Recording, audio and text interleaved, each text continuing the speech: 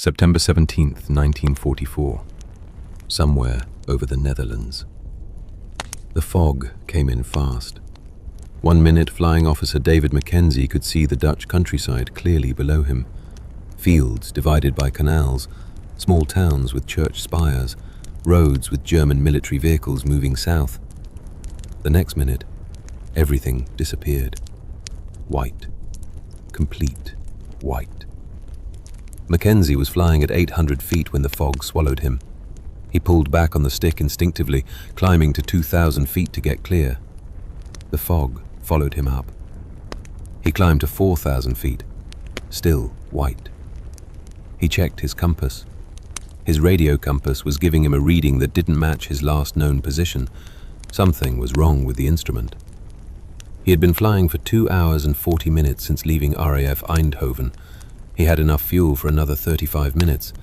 He was somewhere over the Netherlands, or possibly Belgium, or possibly Germany. He genuinely didn't know. Mackenzie was 23 years old and came from a small town called Truro in Nova Scotia. His father ran a lumber mill. His mother taught piano lessons to children who didn't want to learn piano. Mackenzie grew up in the kind of quiet maritime town where nothing much happened and everyone knew everyone else's business. He learned to fly at 18 in a borrowed Tiger Moth at a small airfield outside town. He joined the RCAF in 1941 and flew his first combat mission over France in March 1943. By September 1944, he had flown 89 combat missions and shot down 7 German aircraft. He was experienced enough to be dangerous and young enough to believe experience would keep him alive. His squadron, 402 Squadron RCAF, was flying ground attack missions over the Netherlands in support of Operation Market Garden. Mackenzie's job that morning was to attack a German supply convoy reported near Arnhem. He found the convoy. He attacked it. He destroyed 2 trucks and damaged 3 more. Then the fog came. He climbed above the fog and tried to get his bearings. The radio compass gave him a heading. He followed it. After 20 minutes, the heading was clearly wrong. He turned 180 degrees and flew back. His fuel gauge was showing 20 minutes of flying time remaining. He needed to find an airfield. Any airfield. He began descending through the fog, looking for the ground. He broke through the fog base at 600 feet. Below him was flat Dutch farmland, canals, fields, a road with no vehicles, and 1 kilometer ahead, clearly visible through the thinning fog, an airfield. Mackenzie felt enormous relief. He turned toward it and began his approach. The field had 2 runways, several hangars, and aircraft parked in dispersal areas. Mackenzie was 400 meters out on final approach when he saw the aircraft clearly for the first time.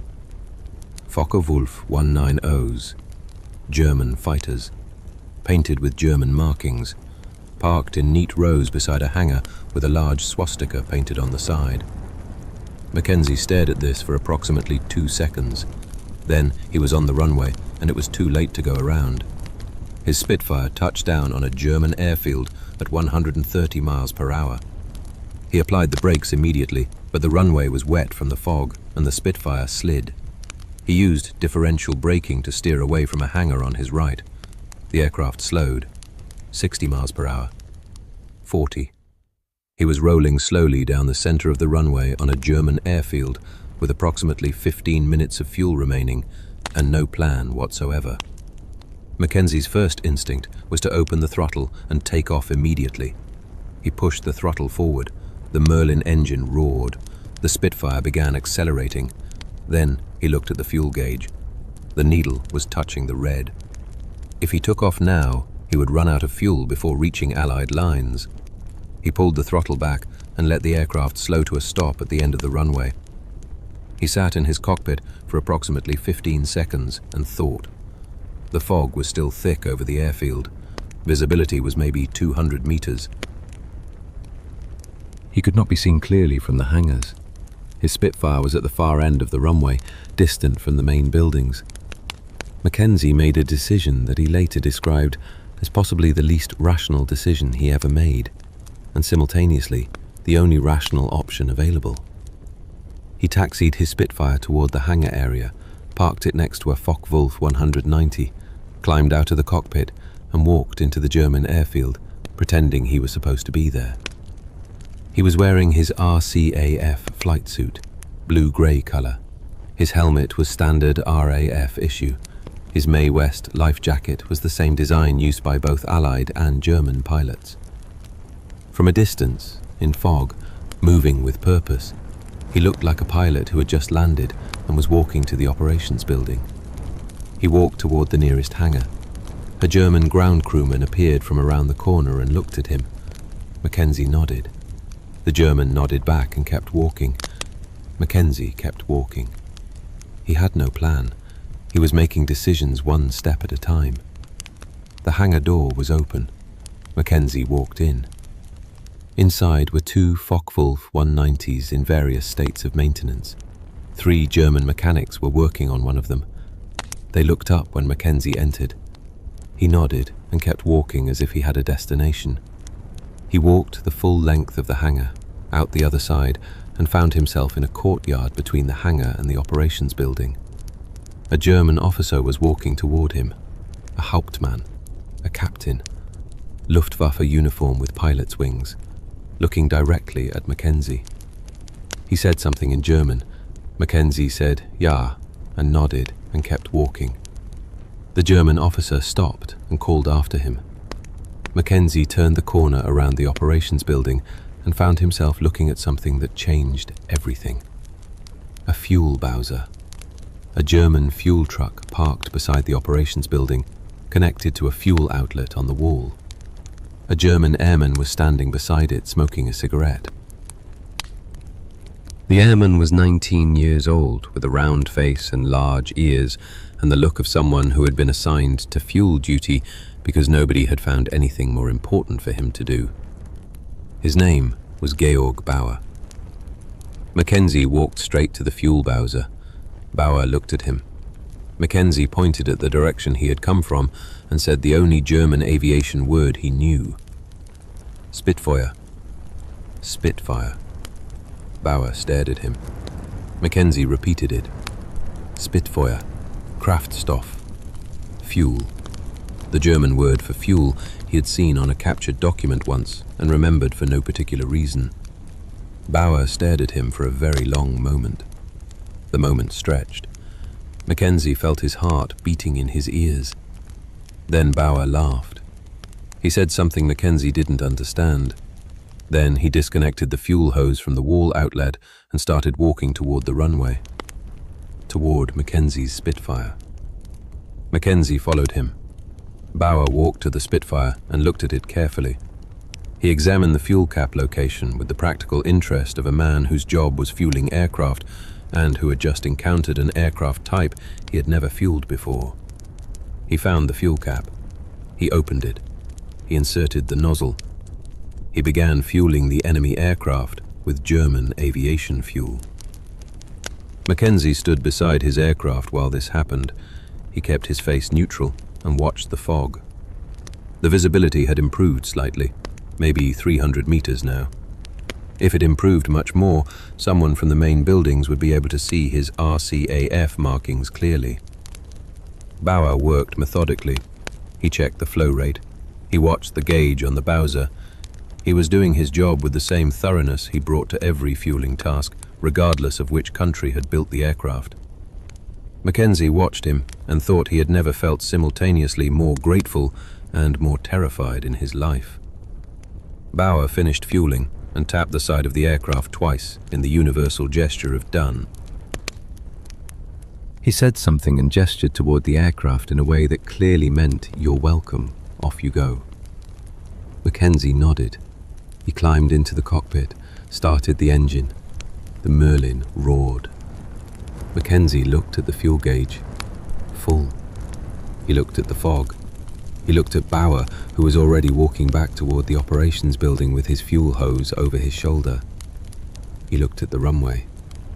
Then, the Hauptmann he had passed in the courtyard came running out of the operations building, shouting something at Bauer. Bauer stopped walking and turned. The Hauptmann was pointing at the Spitfire on the runway. Bauer looked at the Spitfire. He looked at his fuel hose. A visible expression of understanding crossed his face as he realized what he had just done. Mackenzie pushed the throttle forward. The Spitfire rolled down the runway and lifted into the fog at exactly the moment the Hauptmann reached Bauer and grabbed his arm. Mackenzie pulled the aircraft into a steep climb and disappeared into the fog at 500 feet. He flew west for 20 minutes and broke out of the fog into clear sky over Allied territory. His hands were shaking so badly he had difficulty holding the stick. He landed at RAF Eindhoven 12 minutes later. He climbed out of the cockpit and sat down on the wing with his head between his knees. When his legs worked again, he walked to the intelligence section and sat down across from Flight Lieutenant Patterson. "I need to tell you something," Mackenzie said. "I'm not entirely sure you'll believe it."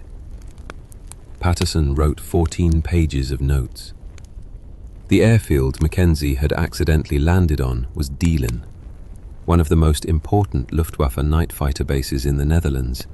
Allied intelligence had been trying to get accurate information about Deelen for 6 months. Mackenzie had walked around it for 40 minutes.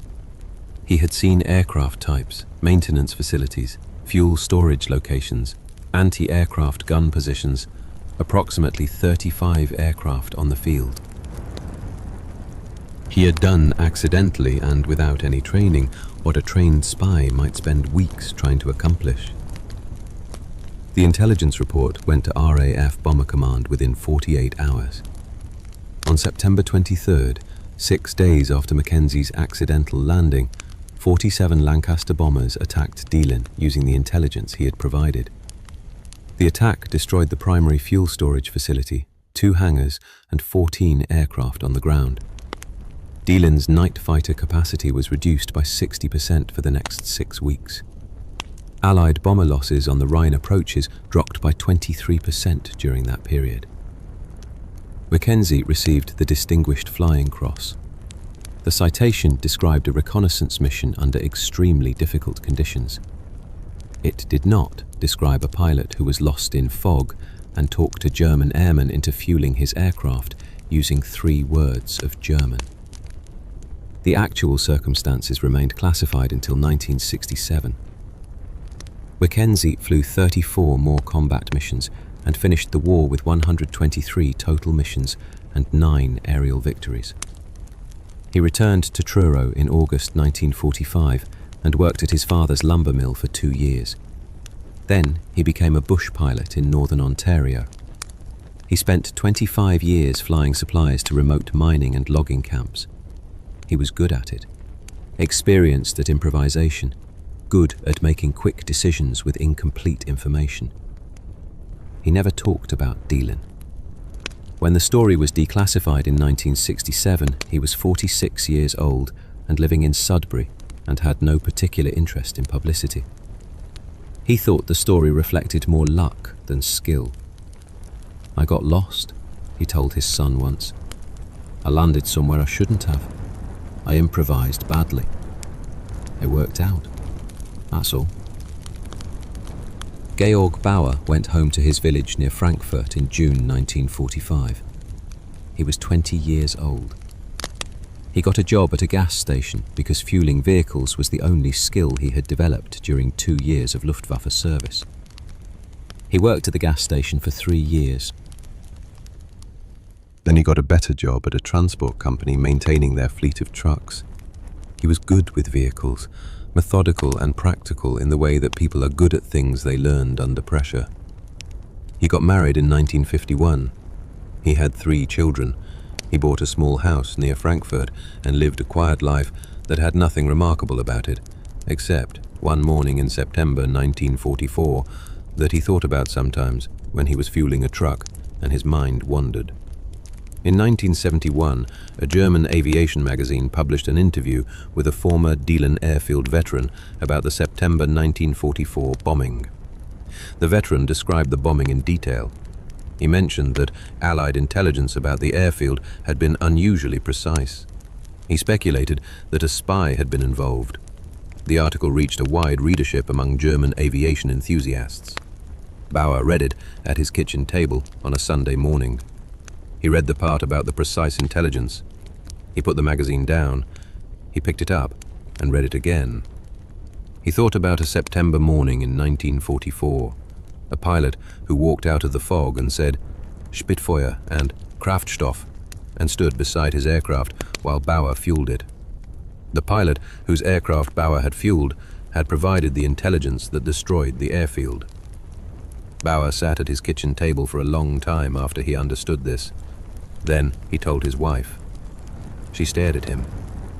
"You fueled a Spitfire," she said. "Yes," Bauer said. "I thought someone in authority had authorized it." His wife continued to stare at him. "You fueled a Spitfire," she said again. Bauer nodded. "In my defense," he said, "the fog was very thick." In 1973, Bauer wrote a letter to a German Aviation History Society describing what he remembered from September 17, 1944. The letter was published in the Society's newsletter. A copy reached Dr. Robert Lawson, the Canadian aviation historian who was researching RCAF operations in the Netherlands. Lawson had already found Mackenzie's DFC citation and Patterson's intelligence report. He had Mackenzie's side of the story. Now he had Bauer's. He wrote to Bauer in Frankfurt and asked if he would be willing to be interviewed. Bauer agreed. Lawson traveled to Frankfurt in 1974 and sat across a table from Georg Bauer in his small house near Frankfurt. Bauer was 49 years old. He described the morning in precise detail. The fog, the pilot who appeared from nowhere, the word Spitfeuer, the decision to get the fuel hose, the Hauptmann running out of the building, the realization on his face of what he had just done. Lawson asked Bauer the central question. "Why did you fuel the aircraft? You must have known something was wrong." Bauer thought about this carefully. "The pilot walked toward me with purpose," he said. "He knew the word for his aircraft and the word for fuel. He seemed to know what he was doing. In the military, you assume that if someone is doing something, someone with authority has authorized it. I was 19 years old. I had been trained to fuel aircraft when pilots needed fuel. A pilot needed fuel. I fueled the aircraft." He paused. "Also," he said, "I think I knew something was unusual. But it was foggy and confusing, and the rational thing seemed to be to do my job. Sometimes the rational thing and the correct thing are not the same." Lawson asked if he was angry about what happened, about the bombing that followed. Bauer shook his head slowly. 14 aircraft destroyed on the ground, he said. 14 aircraft that didn't fly against Allied bombers, against British and Canadian boys in Lancasters. I don't know. Maybe I saved some lives by fueling that Spitfire. Maybe the calculation is more complicated than I am equipped to do. Lawson's book was published in 1980. The chapter about Mackenzie was called The Accidental Spy. Lawson sent a copy to Mackenzie in Sudbury and a copy to Bauer in Frankfurt. Mackenzie read it and called Lawson. He had two questions. The first was whether Lawson had confirmed that the pilot Bauer described was definitely him. Lawson said yes. The details matched exactly. The word Spitfeuer, the location of the fuel cap, the timing. It was Mackenzie. Mackenzie's second question was whether Lawson had an address for Bauer. Lawson gave it to him. Mackenzie sat at his kitchen table in Sudbury and wrote a letter to Georg Bauer in Frankfurt. He wrote it in English because his German was still limited to approximately 20 words. He wrote simply, "My name is David Mackenzie. I was the pilot whose aircraft you fueled on September 17th, 1944. I have wanted to say something to you for 36 years. Thank you. Not for fueling the aircraft. For not asking questions that would have gotten us both killed. For just doing your job in a confusing situation. I have thought about that morning many times. I have thought about you many times. I hope your life has been good. Bauer received the letter 3 weeks later. He read it at his kitchen table on a Sunday morning, as he had read the magazine article 9 years earlier. He sat there for a long time. Then he called his wife. He read it to her. She said he should write back. He wrote back in German, which his daughter translated into English.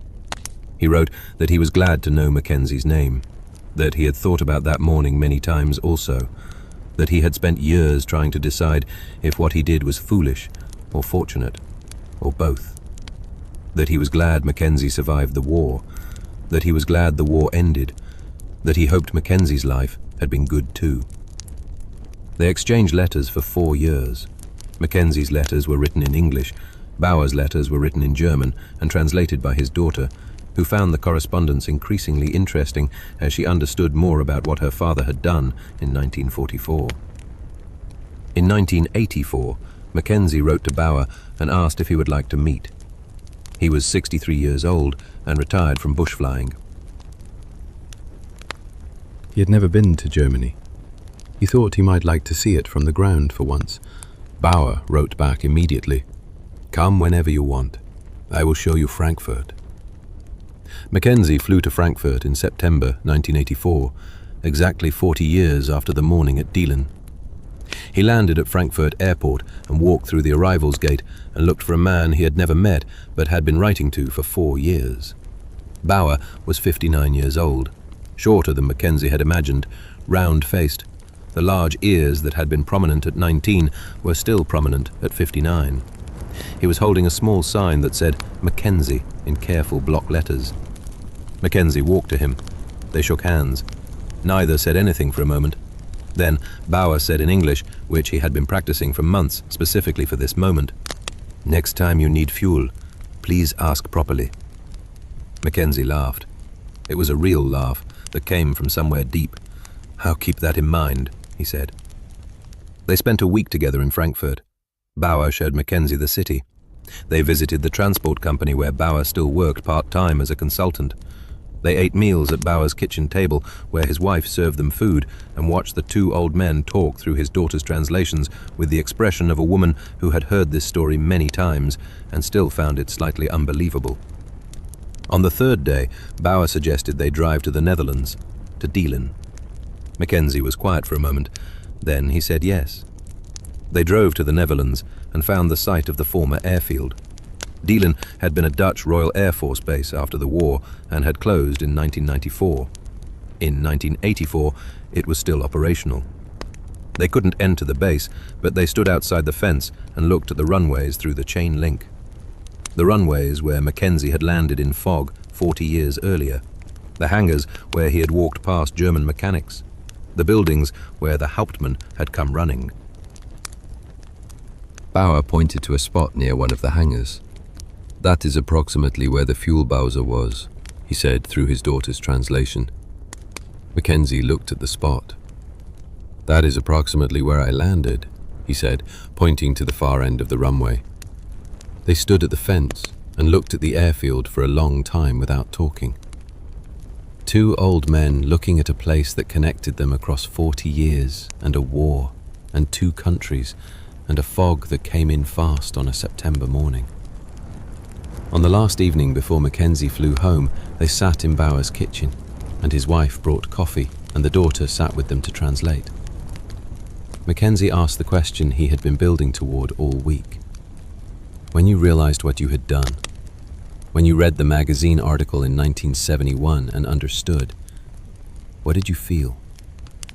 Bauer was quiet for a long time. His wife watched him. His daughter waited with her pen. "I felt many things," Bauer said finally. "I felt foolish. I felt that I had been deceived, even though I had not been told anything untrue. You said Spitfire. Your aircraft was a Spitfire.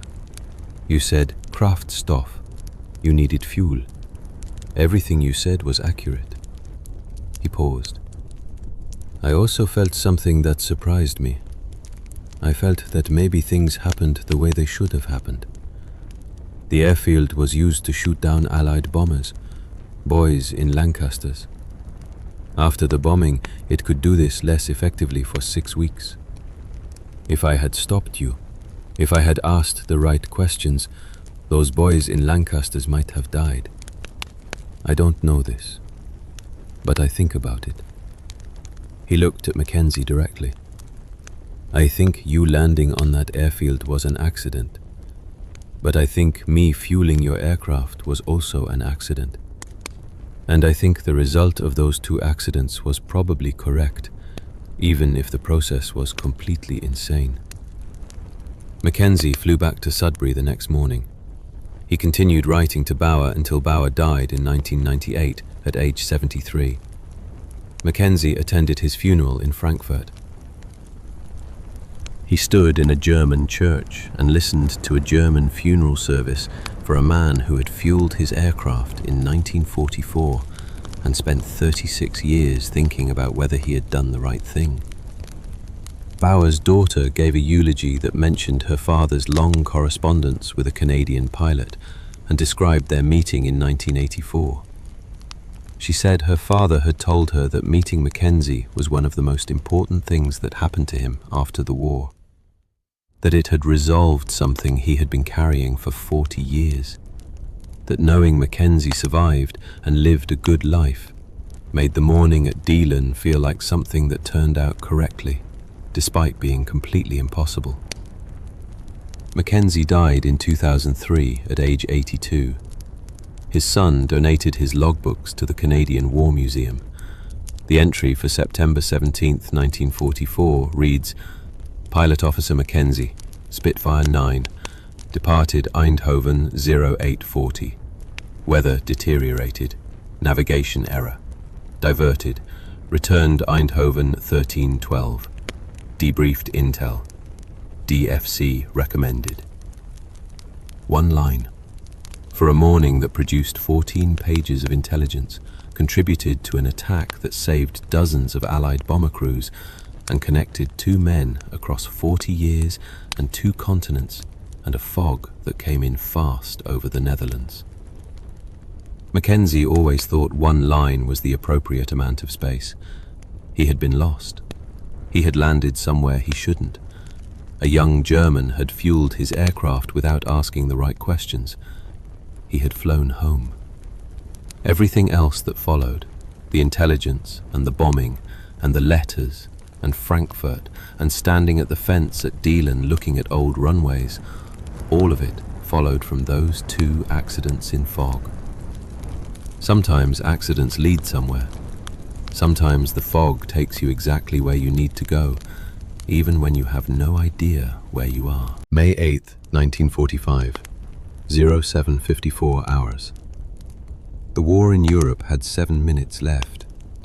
Flying Officer James Doyle of 443 Squadron RCAF was flying at 6,000 feet over the Danish coast when he saw the German aircraft. It was a Focke-Wulf 190, flying east at low altitude, maybe 1,500 feet below him. Doyle banked his Spitfire and looked more carefully. The aircraft had no surrender markings, no white sheets, no red crosses, just a standard Luftwaffe fighter flying a straight course over the Baltic Sea, as if the world wasn't ending around it. Doyle checked his watch. 07:54. He had been briefed that morning about the German surrender signing scheduled for 08:01 hours. 7 minutes from now, the war would officially be over. 7 minutes. He looked at the Focke-Wulf below him. He looked at his watch. He made a decision. James Doyle was 24 years old and came from Hamilton, Ontario. His father worked at the Stelco steel plant. His mother cleaned houses for wealthier families in the west end of the city. He grew up in a working-class neighborhood where ambition was considered slightly suspicious and practicality was the highest virtue. He learned to fly through the British Commonwealth Air Training Plan in 1941. He was good at it, in the way that practical people are good at things, not inspired, not brilliant, just thorough and reliable, and never surprised. He had flown 104 combat missions since joining 443 Squadron in September 1943. He had shot down 6 German aircraft and damaged 11 more. He had been shot down once himself, crash landing in a Belgian field in February 1945 and walking to Allied lines. He had been back flying within 3 weeks. The German pilot in the Focke-Wulf 190 was Feldwebel Heinrich Kaufmann. He was 26 years old and came from a small town called Stralsund on the German Baltic coast. His father had been a fisherman before the war. His mother worked in a canning factory. Kaufmann had learned to fly in 1941 and had been flying for the Luftwaffe since 1942. He had 7 aerial victories. He had survived 3 years of war that had killed most of the pilots he trained with. On the morning of May 8, 1945, Kaufmann had taken off from an airfield near Flensburg on what he was told was a final reconnaissance mission. His commanding officer had briefed him at 0700. Germany was surrendering at 0801. Kaufmann's mission was to photograph Allied naval positions in the Baltic before the surrender took effect. After 0801, he was to return to base and await further orders. Kaufmann was flying his mission. He was doing what he had been told to do. He had the camera running, photographing the coastline below.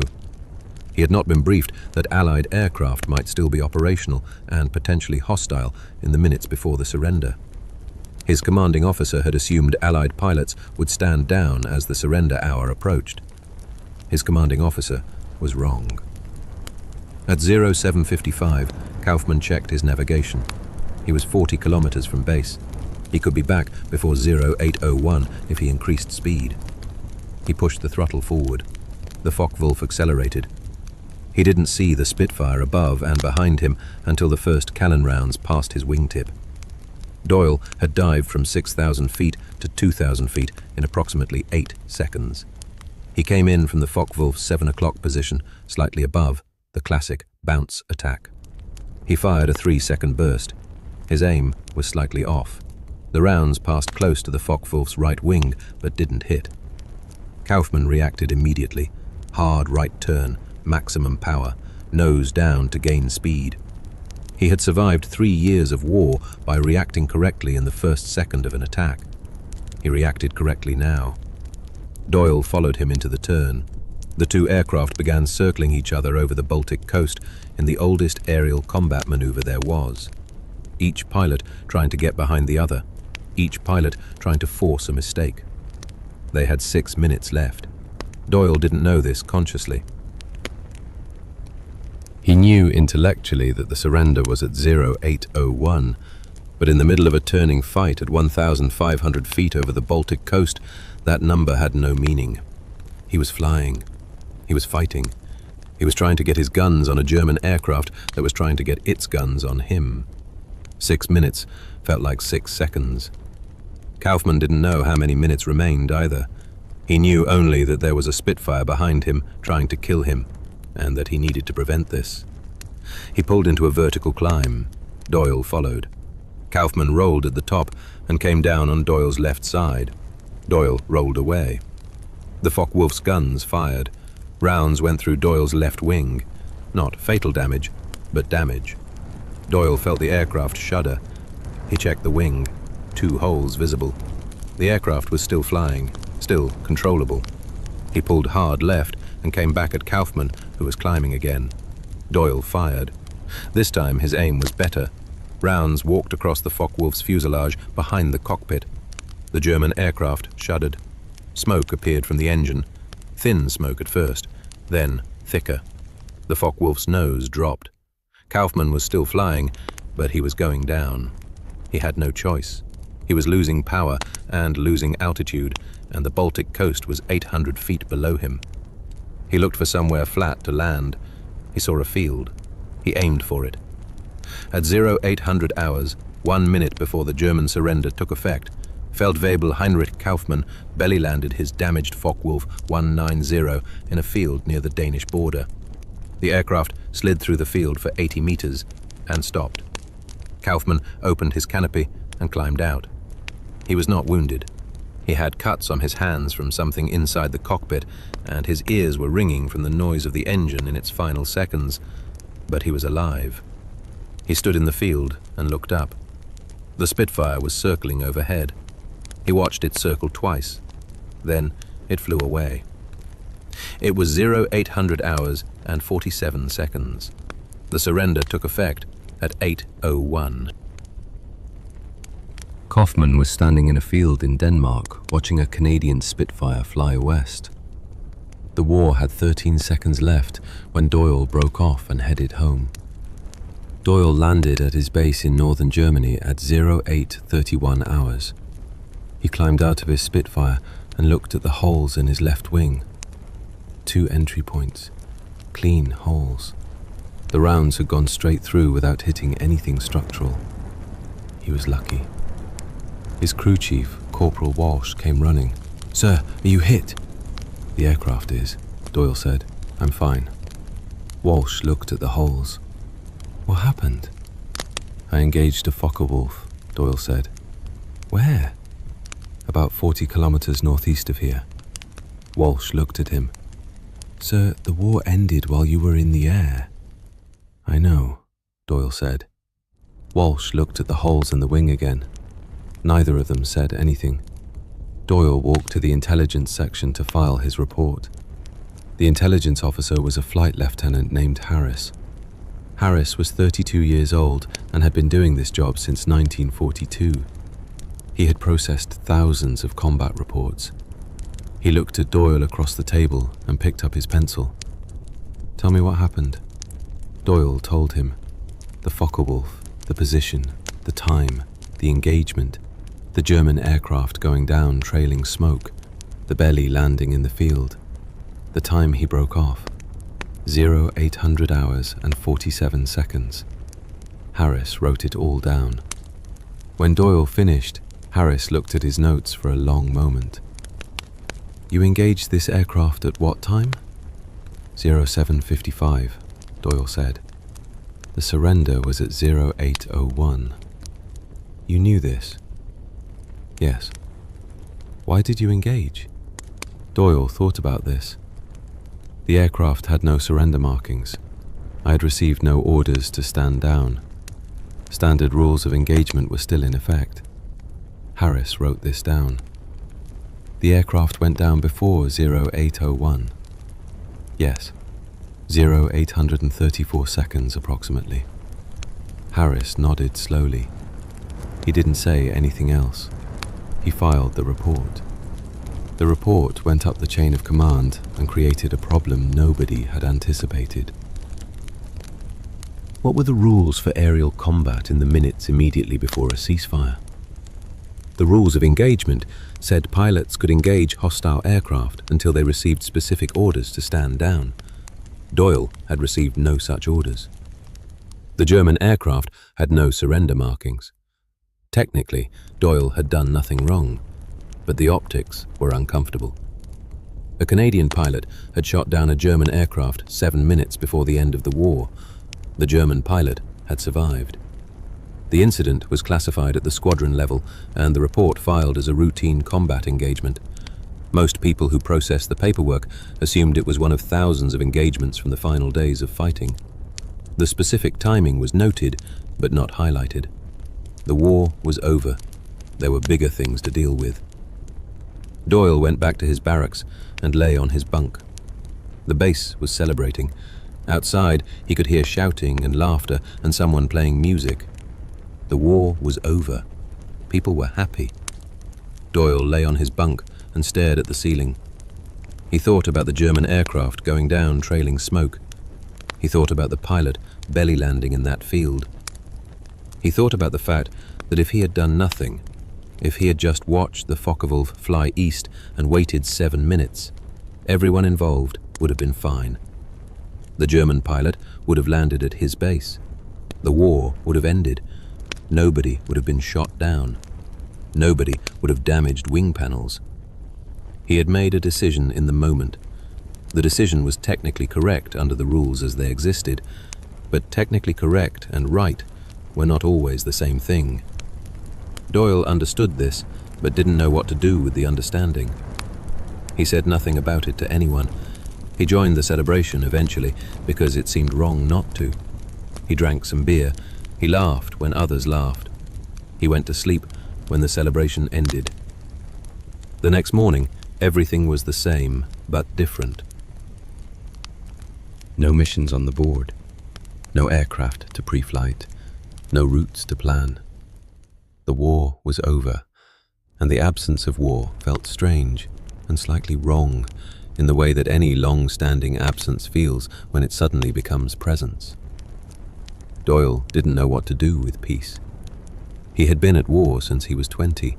He was 24 now. 4 years of war was most of his adult life. He went back to Hamilton in July 1945. He went back to the neighborhood he grew up in. His father was still at Stelco. His mother was still cleaning houses. His younger brother had grown 3 inches. The neighborhood looked exactly the same. Nothing had changed, except everything had changed. Doyle got a job at a hardware store. He worked behind the counter, selling paint and nails and lumber. He was methodical about it, practical. He was good at it. But sometimes, usually in the early mornings before the store opened, he would be stacking shelves, and he would think about the Focke-Wulf over the Baltic, and the German pilot in the field looking up at him, circling overhead. He never told anyone about this, not his parents, not his friends, not the woman he married in 1950. It stayed inside him. In 1952, Heinrich Kaufmann was living in Stralsund, in what was now East Germany, working as a fisherman like his father had before the war. He was 33 years old. East Germany was a Soviet-controlled state with restricted movement and restricted communication. Contact with people in the West was difficult and sometimes dangerous. But Kaufmann had been thinking about something for 7 years. He had been thinking about the Spitfire pilot who shot him down on May 8, 1945. Not with anger, with curiosity. The pilot had circled his downed aircraft twice and then flown away. Why? Why circle twice? It seemed deliberate, like checking, like making sure. Kaufmann had been in combat long enough to know that pilots who wanted to make sure a downed aircraft was destroyed made gun runs, not circles. The Spitfire had circled. That meant something. He didn't know what.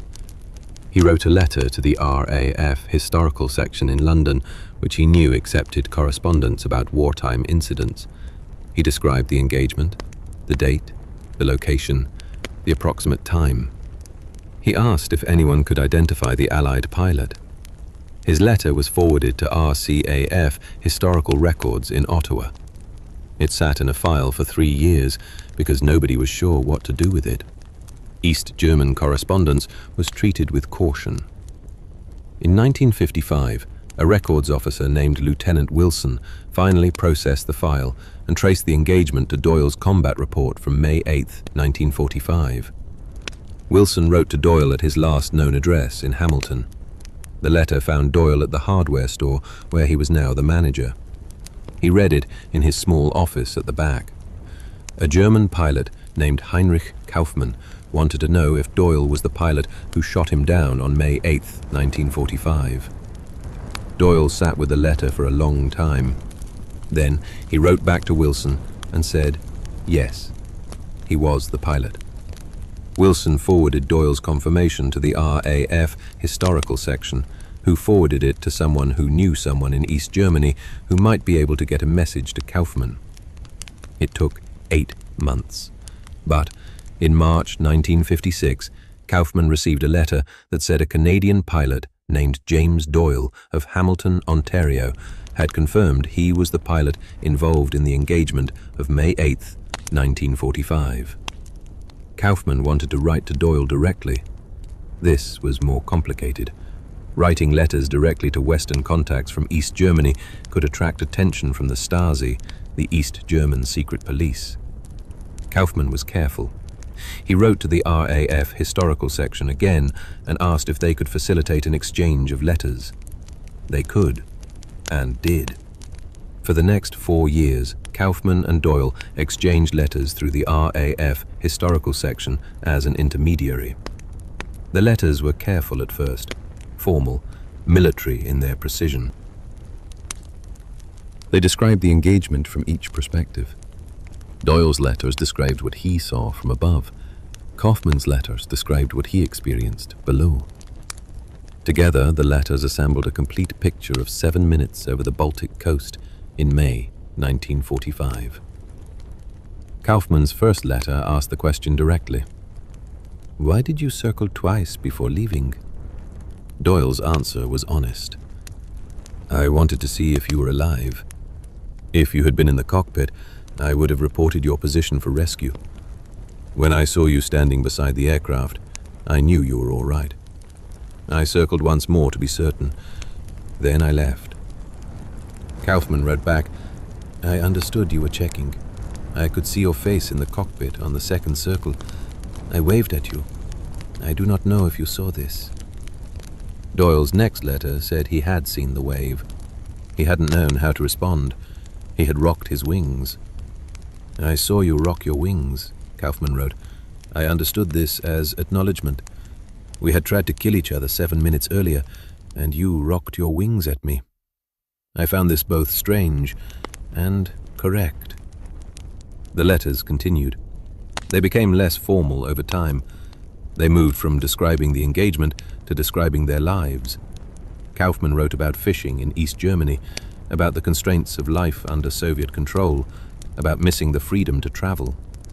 Doyle wrote about the hardware store, about Hamilton, about his children being born and growing up. They were two men who had tried to kill each other on one morning and were now exchanging letters about their children. The absurdity of this was not lost on either of them.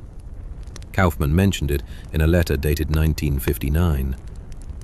"We fought in the last aerial battle of a war that killed 70 million people," he wrote, "and now we write letters about our children's school performances. Perhaps this is what peace means. The enemy becomes a person with children." The battle becomes a morning in 1945 that we remember differently.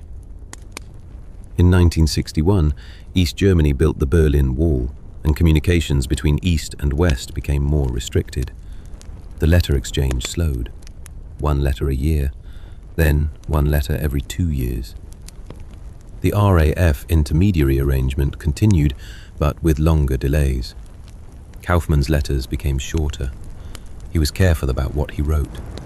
The Stasi monitored correspondence. He mentioned this obliquely in one letter. "I must be measured in my observations," he wrote. "There are those who read carefully." Doyle understood. He adjusted his own letters accordingly, less personal, more historical. They continued writing about the engagement rather than about their lives. It was safer. In 1969, the Berlin Wall had been standing for 8 years. Heinrich Kaufmann was 50 years old and had been fishing in Stralsund for 24 years. He had a wife and 3 children. His eldest son was 18, the same age Kaufmann had been when he first started flying.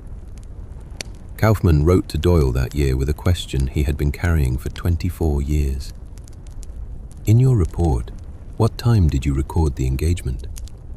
Doyle wrote back with the honest answer, 07:55 to 0800 hours and 47 seconds, approximately. The surrender was at 0801.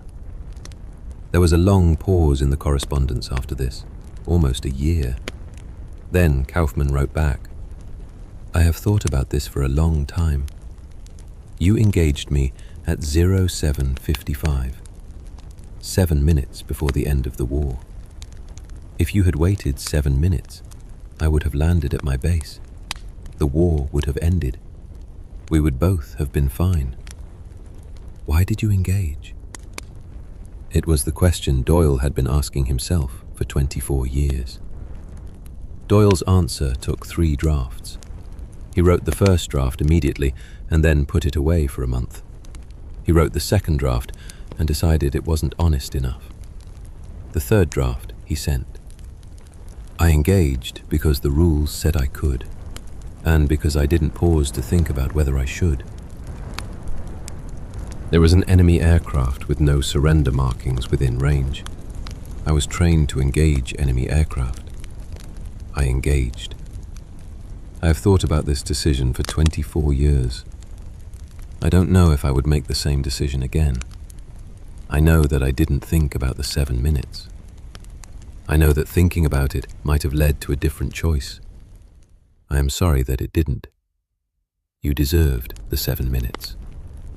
Kaufmann received this letter in the spring of 1970. He kept it for the rest of his life. The Berlin Wall came down in November 1989. Heinrich Kaufmann was 70 years old. He was still fishing in Stralsund. His wife had died in 1985. His children were grown and had their own children. East Germany was collapsing. Everything he had known for 45 years was changing overnight. In December 1989, Kaufmann wrote to Doyle directly for the first time. Not through the RAF intermediary, directly. He had Doyle's address from the old letters. He wrote a short letter. The wall is gone. I am writing to you directly for the first time. I am 70 years old. I would like to meet you before I am too old to travel. If this is possible, I would like to come to Canada. Doyle received the letter in January 1990. He was 69 years old, retired from the hardware store, living with his wife in a small house in Hamilton. He called his wife into the kitchen and showed her the letter. She read it. She looked at him. "Invite him," she said. Doyle wrote back immediately. "Come whenever you want. You are welcome in our home." In June 1990, Heinrich Kaufmann flew from Stralsund to Hamburg to London to Toronto. His son drove him to Toronto Airport. It was the first time in Kaufmann's life he had been west of the inner German border. He was 71 years old and seeing Western Europe for the first time. He stood at the arrivals gate at Toronto Pearson Airport and looked at the crowds. He had never seen so many people from so many different places moving together without restriction. He picked up his bag and walked through the doors. James Doyle was standing there. 69 years old, grey hair, slightly overweight, wearing a blue jacket. They recognized each other immediately without having met. Kaufmann walked to Doyle and put out his hand. Doyle shook it. Neither said anything for a moment. Then Kaufmann said in English, which he had spent years learning specifically so he could communicate with Doyle without interpreters, "You owe me 7 minutes." Doyle looked at him. Then he laughed. A real laugh. The kind that comes from deep relief. "I know," he said. "I've been thinking about that for 45 years. "So have I," Kaufmann said. They drove to Hamilton. Kaufmann stayed for 2 weeks. He met Doyle's wife and children and grandchildren. He ate meals at Doyle's table and walked through Hamilton's neighborhoods and saw a working-class Canadian city that reminded him in some ways of Stralsund. Working people, modest houses, the smell of industry not far away. He understood something about Doyle that letters had never conveyed. Where he came from. What had shaped him. Why he made decisions the way he made them. Practical and thorough, and never pausing to ask whether the rules were sufficient reason to act. They visited the Canadian Warplane Heritage Museum in Hamilton. The museum had a flying Spitfire. They stood beside it, and Kaufmann ran his hand along the fuselage. "I spent 3 years trying to avoid these," he said. "They are smaller than I remember." "Everything is smaller than you remember," Doyle said. They stood there for a long time. 2 old men beside an aircraft that represented the most extreme mourning of both their lives. Kaufmann asked if he could sit in the cockpit. The museum staff said yes. He climbed in and sat in the seat and held the stick and looked through the gun sight. He sat there for several minutes. Then he climbed out carefully, his old man's body slower than it used to be. He didn't say anything about what it felt like. Some things don't need words. On Kaufmann's last evening in Hamilton, they sat on Doyle's back porch and looked at the sky getting dark. Kaufman asked the question he had been building toward for 2 weeks. If you knew then what you know now, would you have waited the 7 minutes? Doyle thought about it for a long time. The stars appeared one by one. Finally, he said, I would like to say yes. I would like to tell you that if I had known what those 7 minutes meant, I would have held my fire. But I was 24 years old, and I had been at war for 4 years, and the rule said I could engage, and I didn't pause. He stopped. What I know now is that the rules are never sufficient reason on their own. You need more than the rules. You need to ask what the rules are for. I didn't ask that question. I was 24. I didn't know how. Kaufman nodded. I was 26, he said. I didn't know that either. They sat in silence for a while. Then Kaufman said something that Doyle thought about for the rest of his life. You circled twice to check that I was alive. That was outside the rules. The rules didn't require you to check, but you did. So you knew how to go beyond the rules when it mattered. You just didn't know how far beyond them to go. Doyle looked at him. That's the most honest thing anyone has ever said to me, he said. Kaufman smiled. I had 45 years to prepare it. Kaufman returned to Stralsund in July 1990. He and Doyle wrote letters directly to each other for the first time, without intermediaries, until Kaufman died in 1995 at age 76. Doyle attended his funeral in Stralsund. He flew to Germany alone at age 74 and stood in a Lutheran church in a small Baltic coast town and listened to a German funeral service for a man who had once fired cannon rounds through his wing. Kaufman's family met him at the church door. His son, who was now 45, shook Doyle's hand. He talked about you often, the son said. He said you were the reason he understood that enemies were just people who hadn't met yet. Doyle stood in the church and thought about 7 minutes over the Baltic coast in May 1945. 7 minutes that produced 45 years of letters and 2 weeks in Hamilton and a funeral in Stralsund. 7 minutes that turned an enemy into a person with children who talked about you. Doyle died in 2003 at age 82. His obituary in the Hamilton Spectator mentioned his RCAF service and his long career in hardware retail. It mentioned his wife of 53 years and his 4 children and 9 grandchildren. It did not mention Heinrich Kaufmann. It did not mention May 8, 1945. It did not mention 7 minutes over the Baltic coast and 45 years of letters, and the question that took 45 years to answer properly. The people who knew the story were his family and a small number of aviation historians who had found the correspondence in the Canadian War Museum archives where Doyle donated it in 2001. The correspondence fills one archival box. 47 letters over 45 years. The first letters formal and precise, the last letters warm and direct. The progression visible in every line, from enemy to correspondent to friend. From the language of combat reports to the language of old men on a porch watching stars appear.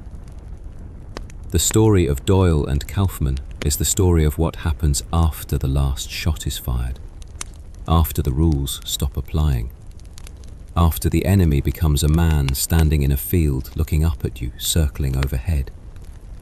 It is the story of 7 minutes that took 45 years to process, of a question asked in 1970 that deserved an honest answer, of an apology that came across the Atlantic in a letter and was accepted in the spirit it was given, of 2 men who met at an airport in Toronto in 1990 and recognized each other immediately without having met.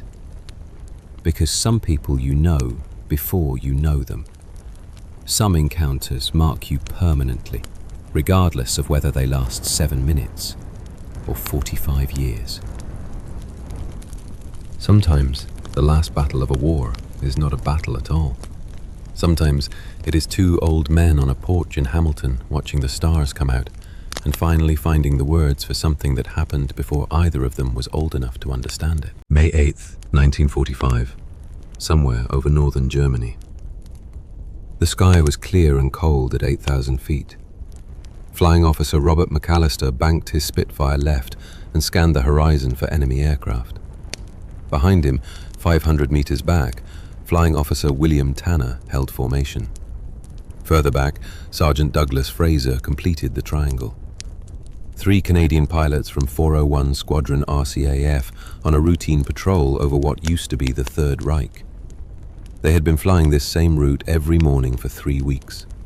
Look for German aircraft, note troop movements, report back to base. Nothing unusual, nothing that suggested today was different from any other day. McAllister checked his fuel gauge. Enough for another 40 minutes. He keyed his radio. Tanner, Fraser, anything on your side? Static. Then Tanner's voice, slightly distorted. Nothing here. Quiet as a Sunday morning. Fraser came through even more distorted.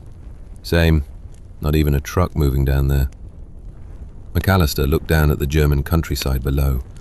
Small towns, church spires, farms with cows grazing in fields. It looked peaceful, almost normal, like a country that wasn't destroying itself. He didn't know it yet, but the war had ended 47 minutes ago. Germany had surrendered. The shooting had officially stopped.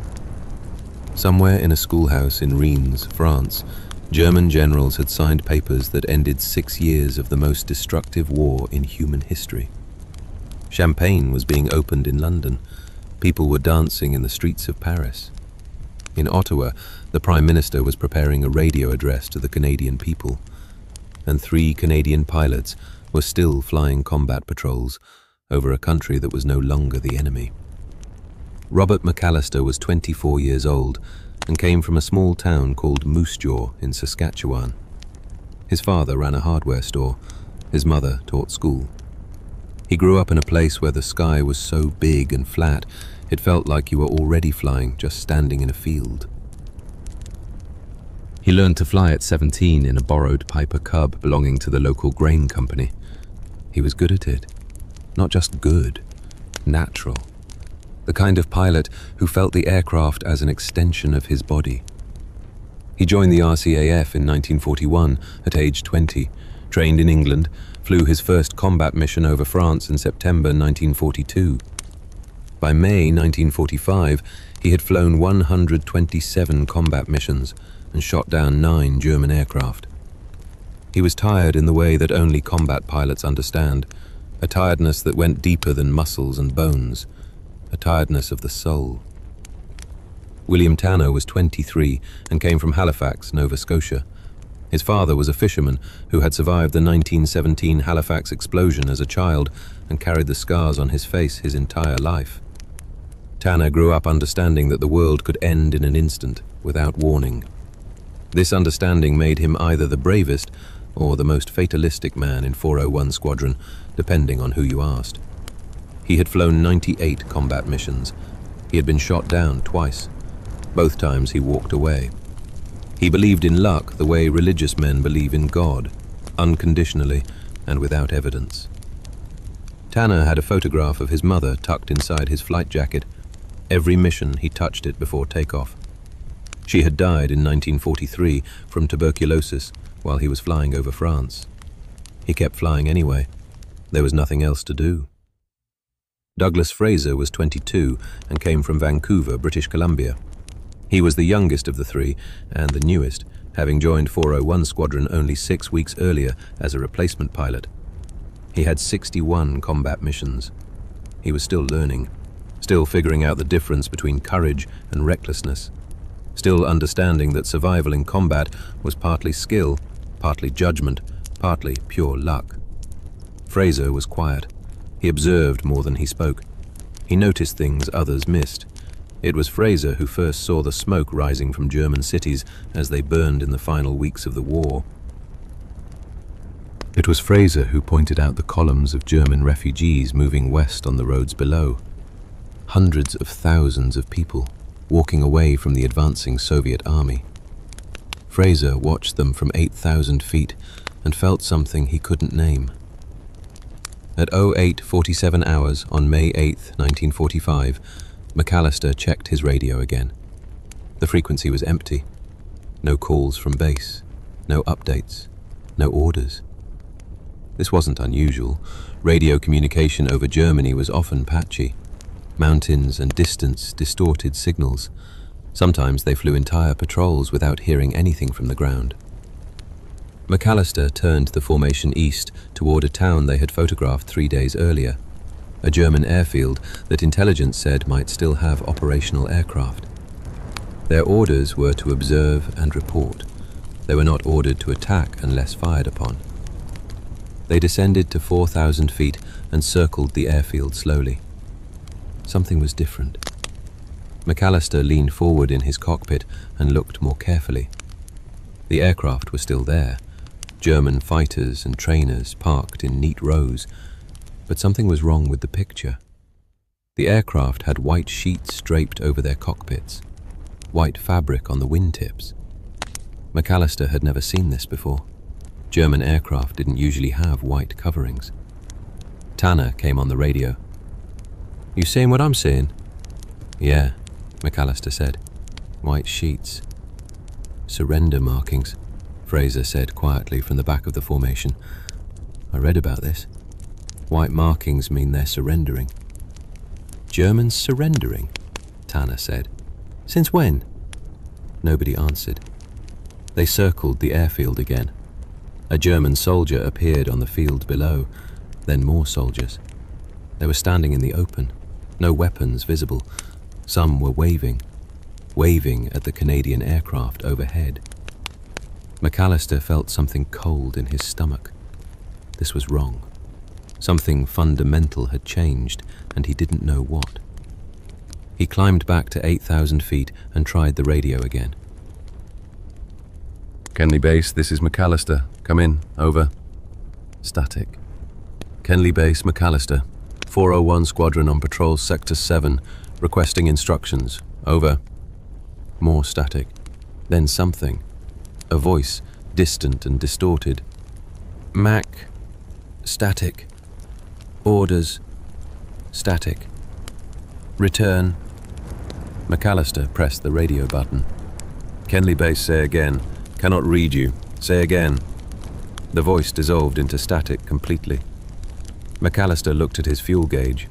20 minutes of fuel left. They had to turn back. They turned west toward England and flew home, not knowing that the war they turned their backs on had already ended. They landed at RAF Kenley at 09:30, 4 hours. McAllister taxied to the dispersal area and cut the engine. His ground crew was running toward the aircraft. That was unusual. Ground crew usually walked. McAllister climbed out of the cockpit and dropped to the ground. His crew chief, a corporal named Henderson, grabbed his arm. "Sir, the war's over." McAllister looked at him. "What?"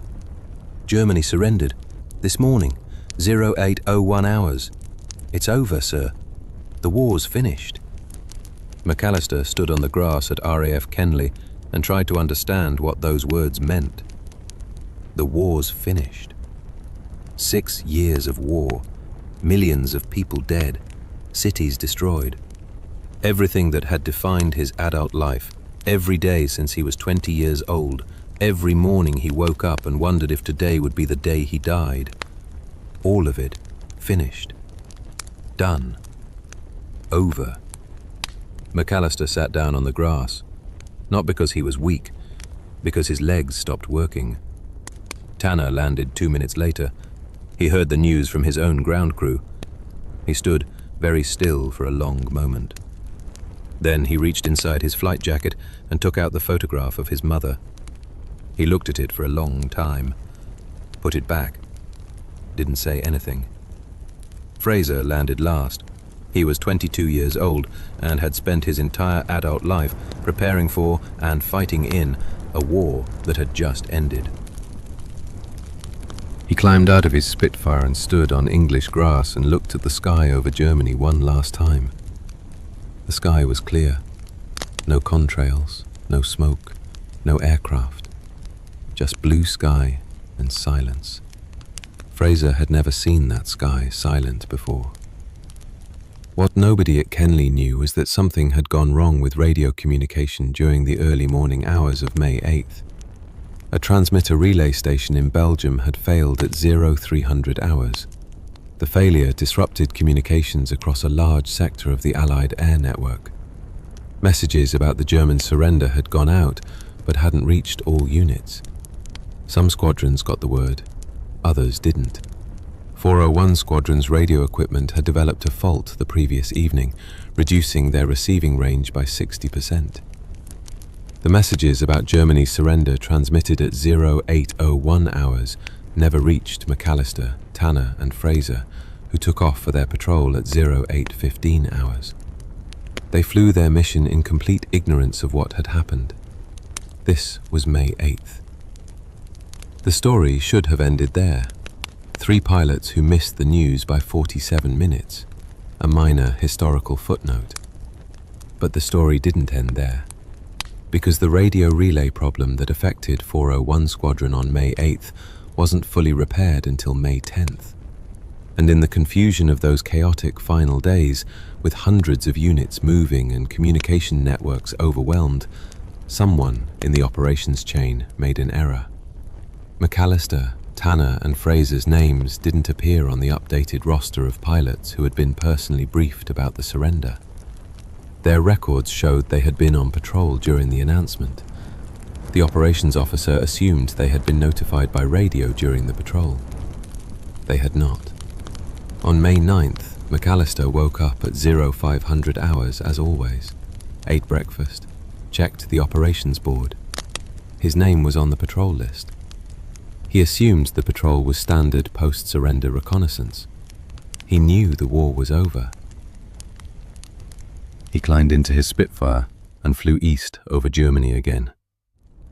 What he didn't know was that the official ceasefire protocols specified that Allied aircraft should maintain certain routes and altitudes over Germany to avoid confusion with German aircraft still in the air. McAllister didn't know these protocols because nobody had briefed him. He was flying free patrol over a country that was technically no longer the enemy, in a way that could have created extremely dangerous confusion. He flew east and saw Germany below him differently now that he knew the war was over. Yesterday, these were enemy lands. Today, they were just lands. The same fields and towns and church spires, but different because of what happened in a schoolhouse in Reims. McAllister flew over a German city and looked down at the destruction. The city was mostly rubble, whole districts flattened, streets full of debris, church towers standing without churches beneath them, and people, thousands of people moving through the ruins, not soldiers, civilians, women and children and old men picking through wreckage, searching for something. McAllister didn't know if they were looking for food or belongings or other people, but they were there, small figures moving through grey ruins, and he was looking down at them from 4,000 feet in a Spitfire with RCAF markings. A German child on a ruined rooftop looked up and saw him. McAllister saw the child see him. They looked at each other across 4,000 feet of May sky. The child waved.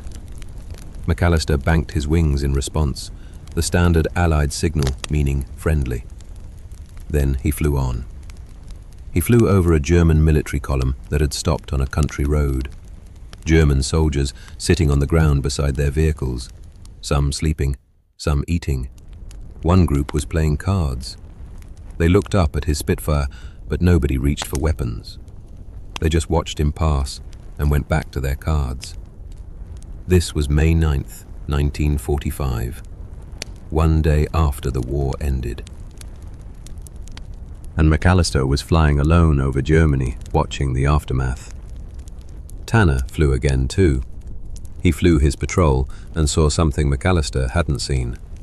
A German airfield with a group of Focke-Wulf 19s parked in a line. The aircraft had red crosses painted on them, ambulance markings. They had been medical evacuation aircraft, not fighters. Tanner circled the field once. A German pilot stood beside one of the aircraft and watched Tanner's Spitfire circle. The German pilot raised one hand in something that might have been a wave or a salute. Tanner didn't know how to respond. He leveled his wings and flew west without responding. He thought about that German pilot for years afterward. Who was he? What had he done during the war? Was he a good man or a bad man? Was there even a difference anymore? Fraser's patrol on May 9th was the most significant.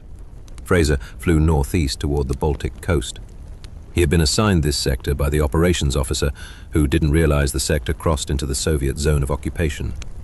The protocols specified that Allied aircraft should not enter Soviet-controlled airspace without coordination.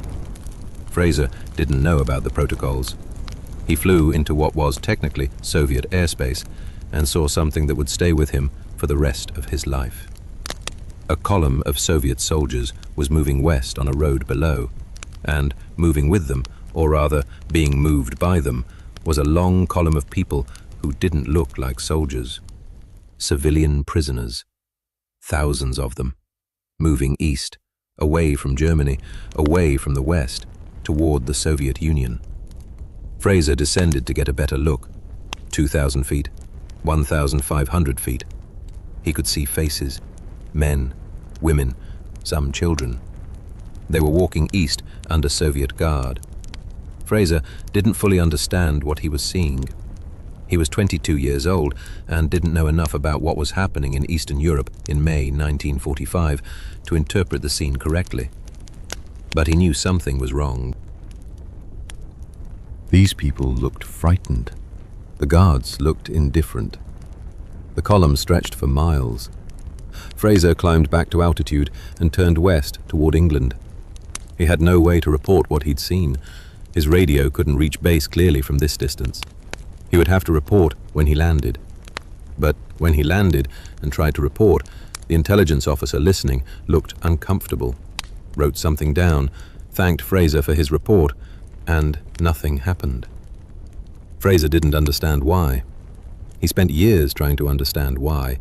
What he had seen was one of the post-war forced migrations that became a dark chapter in Soviet occupation history.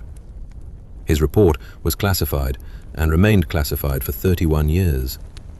On May 10th, someone finally checked the records and realized that McAllister, Tanner, and Fraser had been flying patrols over Germany for 2 days without proper surrender briefings and without knowledge of the ceasefire protocols. The squadron adjutant called all three to his office. He explained what they had missed. He explained the protocols. He explained that their patrols over the past 2 days had technically been unauthorized under the new ceasefire agreements. He looked embarrassed. He asked if anything significant had happened during those patrols. McAllister mentioned the child on the rooftop. Tanner mentioned the German pilot with the Red Cross aircraft. Fraser mentioned the column of civilians moving east. The adjutant wrote everything down. Fraser's report went up the chain of command and disappeared into classified files. McAllister's and Tanner's observations were recorded as routine post-surrender reconnaissance. And that was officially the end of it. 3 Canadian pilots who kept fighting a war that had already ended. A minor administrative error. A footnote. But not for McAllister, Tanner, and Fraser. For them, those 4 days changed everything. Because they had seen Germany from the air during the exact moment of transition. Not before the surrender, and not after. During. They had watched a country stop being the enemy in real time. They had seen the moment when soldiers became survivors, and enemies became just people. McAllister went home to Moose Jaw in July 1945. He went back to his father's hardware store. He worked behind the counter, selling nails and paint and lumber. He was good at it, methodical, patient. He remembered the child on the rooftop in Germany and thought about what that child was doing now, growing up in ruins, learning to live in a destroyed country, becoming someone. McAllister never talked about the patrol over Germany, not to his father, not to his friends, not to the woman he married in 1948. It stayed inside him like a stone. Tanner went home to Halifax. He stood at the harbour where his father had stood in 1917, surrounded by explosion debris, and looked at the water for a long time. His father was dead now. His mother was dead. The war was over. What was left? Tanner became a fisherman like his father. He went out on the water every day and looked at the horizon the way he used to look at the horizon from his cockpit, watching for things that weren't there yet. He kept flying, got a private pilot's license, flew small aircraft over Nova Scotia on weekends. He never explained why. He just needed to be in the sky sometimes. Fraser went back to Vancouver. He enrolled at the University of British Columbia and studied law. He became a lawyer specializing in international refugee cases, not because of what he saw on May 9th, 1945, or maybe because of it, without knowing it consciously. He spent 30 years helping people who were displaced by war find new homes in Canada. He processed thousands of cases, refugees from Hungary, from Vietnam, from Cambodia, from places that were being destroyed by conflict the way Germany was destroyed. He never connected his work to that column of civilians he saw from 1,500 feet over Germany. But his colleagues noticed he had an unusual empathy for people who had been forcibly moved from their homes. In 1976, a military historian named Dr. Patricia Lawson was researching the final days of RCAF operations in Europe. She found a reference in classified records to a patrol on May 9th and 10th, 1945, by 3 pilots from 401 Squadron, who had been unknowingly conducting unauthorized flights during the ceasefire period. The files mentioned Fraser's report about the civilian column. By 1976, the context of what Fraser had seen was well understood. The post-war forced migrations, the scale of human displacement.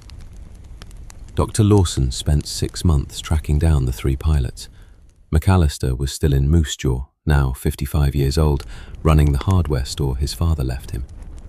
Tanner was still in Halifax, now 54, still fishing, still flying on weekends. Fraser was in Vancouver, 53, a partner in a law firm. Dr. Lawson interviewed all 3 separately. She asked them to describe what they had seen during those 4 days. McAllister described the child on the rooftop. He had thought about that child almost every day for 31 years. He didn't know why. He just had. The image of a German child waving at a Canadian Spitfire the day after the war ended. 2 people on opposite sides of a war that had just ended, looking at each other across 4,000 feet of sky. There was something in that image that McAllister couldn't let go. I wonder if that kid made it, McAllister told Dr. Lawson. I wonder if they had enough to eat that winter. I wonder what they became. He paused. I hope they made it. Tanner described the German pilot beside the Red Cross aircraft. He had thought about that pilot for 31 years too. The raised hand that might have been a wave or a salute, or just a tired man acknowledging another tired man across the gap of recent war. I should have responded, Tanner said. I just flew away. I didn't know what to do, but I should have waggled my wings at least. Something. He was just a man standing next to an airplane, like me. I should have told him somehow that it was over and we could both go home now. He was quiet for a moment. I never did, and I've always regretted that. Fraser described the column of civilians moving east. By 1976, he understood what he had seen. He had studied it carefully after the classified files were released. He described it to Dr. Lawson in the precise legal language of a man who had spent 30 years processing displaced people. The numbers, the direction of movement, the Soviet guards, the fact that he had reported it and nothing had happened. It was 1945, Fraser said. The war had just ended. Nobody wanted more complexity. Nobody wanted more problems. They just wanted it to be over. I understand that. But those people I saw from my cockpit needed someone to pay attention. And the one person who did pay attention was a 22-year-old Canadian pilot who didn't have the authority or the knowledge to do anything about it. Dr. Lawson's book was published in 1978. It was called The Last Patrol, and it told the story of McAllister, Tanner, and Fraser. The book received modest attention from military historians. It was reviewed in several academic journals. It sold about 4,000 copies. Not a bestseller. But the right people read it. Veterans who understood what those 4 days meant. People who had been on the other side, looking up at Allied aircraft. People who wanted to understand what the transition from war to peace looked like from an airplane. One person who read the book was a German man named Klaus Hoffmann. He was 38 years old and lived in Hamburg. He read the English edition because he had learned English in school. He read the description of a Spitfire flying over a German city on May 9th, 1945. A Canadian pilot who saw a child on a rooftop, a child who waved. He read that passage and put the book down. Then he picked it up and read it again. Klaus Hoffmann had been 8 years old on May 9th, 1945. He had lived with his mother and 2 sisters in a half-destroyed apartment building in a German city. He remembered climbing onto the rooftop to look for his cat. He remembered seeing a Spitfire circling overhead. He remembered waving at the pilot. He remembered the pilot banking his wings in response. He had never forgotten that moment. He had thought about it his whole life. The Canadian pilot who waved back at a German child the day after the war ended. Klaus Hoffmann wrote a letter to Dr. Lawson at the University of Toronto. He explained who he was. He explained what he remembered. He asked if there was any way to confirm that the pilot he saw was McAllister. Dr. Lawson forwarded the letter to McAllister in Moose Jaw. McAllister read it 3 times. He called Dr. Lawson. "Is it him?" he asked. "I think it might be," she said. McAllister wrote back to Klaus Hoffmann. They exchanged letters for 2 years. Careful letters at first, feeling out the territory between former enemies. Then more open letters as they realized they had spent 33 years carrying the same memory. The child who waved and the pilot who banked his wings. In 1980, McAllister flew to Hamburg. He was 59 years old and had never been to Germany as a civilian. He had only ever seen it from 8,000 feet or less through a fighter aircraft's windscreen.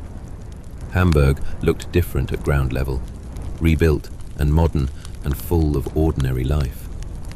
Klaus Hoffmann met him at the airport.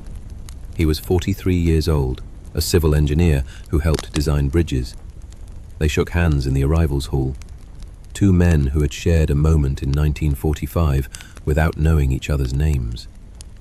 McAllister stayed for a week.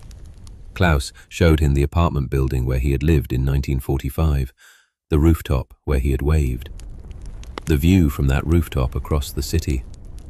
McAllister stood on that rooftop and tried to see it the way he had seen it from 4,000 feet in 1945. The ruins were gone. The city had rebuilt itself. But the geography was the same streets, the same angles, the same church spire in the middle distance. "I thought about you every year," McAllister said. "I wondered if you made it." "I made it," Klaus said. "Most people I knew didn't, but I made it." They stood on the rooftop for a long time without talking. Then Klaus asked the question he had been carrying for 35 years. "Why did you wave back? You were the enemy. I was a German child. You were bombing our cities. Why did you wave back at me?" McAllister thought about it. "You were a child," he said finally. The war was over. What else was I going to do? Klaus nodded. That was enough. Sometimes the simplest answers are the only ones that matter. McAllister and Klaus corresponded until McAllister died in 2003 at age 82. Their letters, 47 in total, were donated to the Canadian War Museum by McAllister's family. The museum displayed them in an exhibit about post-war reconciliation. Visitors could read the letters, could follow the friendship between a Canadian pilot and a German child who became a German man, could see how a moment lasting 30 seconds, a child waving and a pilot responding, could carry two people through 55 years of life. Tanner never found the German pilot beside the Red Cross aircraft. He tried. He asked Dr. Lawson to help. They searched German military records. They placed notices in German veterans' publications. Nobody came forward. Maybe the pilot died in the chaos of 1945. Maybe he saw the notice and didn't want to revisit those years. Maybe he had forgotten the Spitfire that circled and flew away without responding. Tanner died in 1997 at age 75, still flying small aircraft over Nova Scotia until 2 years before his death. He never found the German pilot. He never stopped looking. Fraser's story had a different kind of resolution. In 1989, the Soviet Union began opening some of its wartime archives. Information emerged about the post-war population movements that Fraser had witnessed from his cockpit in 1945. Historians confirmed that what he had seen was real, significant, and had been deliberately ignored by Allied authorities at the time. Fraser gave a series of lectures at Canadian universities about what he had seen and what had happened afterward, about the responsibility of witnesses, about what it meant to see something important and have it ignored. He argued that governments had an obligation to address historical injustices even decades after they occurred. His lectures influenced several young lawyers and diplomats who went on to work on transitional justice issues around the world. Fraser died in 2011 at age 88. His obituary in the Vancouver Sun described him as a distinguished lawyer and advocate for refugee rights. It mentioned his RCAF service briefly. It did not mention the patrol on May 9, 1945. It did not mention the column of civilians he saw from 1,500 feet over Germany. But the students who attended his lectures remembered, and some of them spent their careers doing the work he believed needed to be done. The story of McAllister, Tanner, and Fraser is a story about the space between war and peace, about what happens in the hours and days when fighting stops but nothing else has changed yet, about what 3 young men from Saskatchewan and Nova Scotia and British Columbia saw when they looked down at a defeated country from the cockpits of their Spitfires. They saw a child who waved, a pilot who stood beside a Red Cross aircraft, a column of frightened people moving east. Small moments, but moments that stayed with them for the rest of their lives. Because sometimes history is made by grand events and famous people and decisive battles. And sometimes history is made by a child on a rooftop and a pilot who decides to bank his wings in response. Sometimes the most important things that happen in a war happen in the 47 minutes after it ends. March 12, 1944. RAF Fulthorpe, Yorkshire, England. The briefing room was cold and smelled of cigarette smoke and damp wool. 22 pilots from 425 Squadron, RCAF, sat in wooden chairs and looked at the map on the wall. Squadron leader William Arsenault stood at the front of the room and felt something wrong in his stomach. The target was a town called Rouen, a city on the Seine River in northern France. Population approximately 100,000 people. The bombing plan called for 47 Lancaster bombers to drop 340 tons of bombs on the railway marshalling yards in the center of the city. The marshalling yards were real.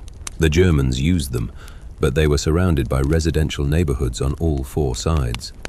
The nearest houses were 80 meters from the target boundary. The briefing document estimated civilian casualties at between 400 and 800 people. The number was not hidden, it was just a number in a document among many other numbers. Arsenault was 28 years old and came from Moncton, New Brunswick. He was Acadian, descended from French settlers who had lived in the maritime provinces for 300 years. He spoke French before he spoke English. He understood what it meant to be French. He understood that the people of Rouen were not the enemy. They were men and women living under occupation. People like his cousins in New Brunswick, except their country had been conquered, and his hadn't. He had been commanding 425 Squadron for 8 months. He had flown 67 combat missions. He had followed every order he was ever given. He looked at the briefing document. He looked at the number. 400 to 800 civilian casualties estimated. He looked at the map. He put the document down. "I'm not flying this mission," he said. The room went completely quiet. The intelligence officer conducting the briefing stopped speaking. 22 pilots looked at Arsenault. He continued, "The civilian casualty estimate is unacceptable. The marshalling yards can be attacked at lower altitude with precision approaches. The current plan is area bombing of a city center.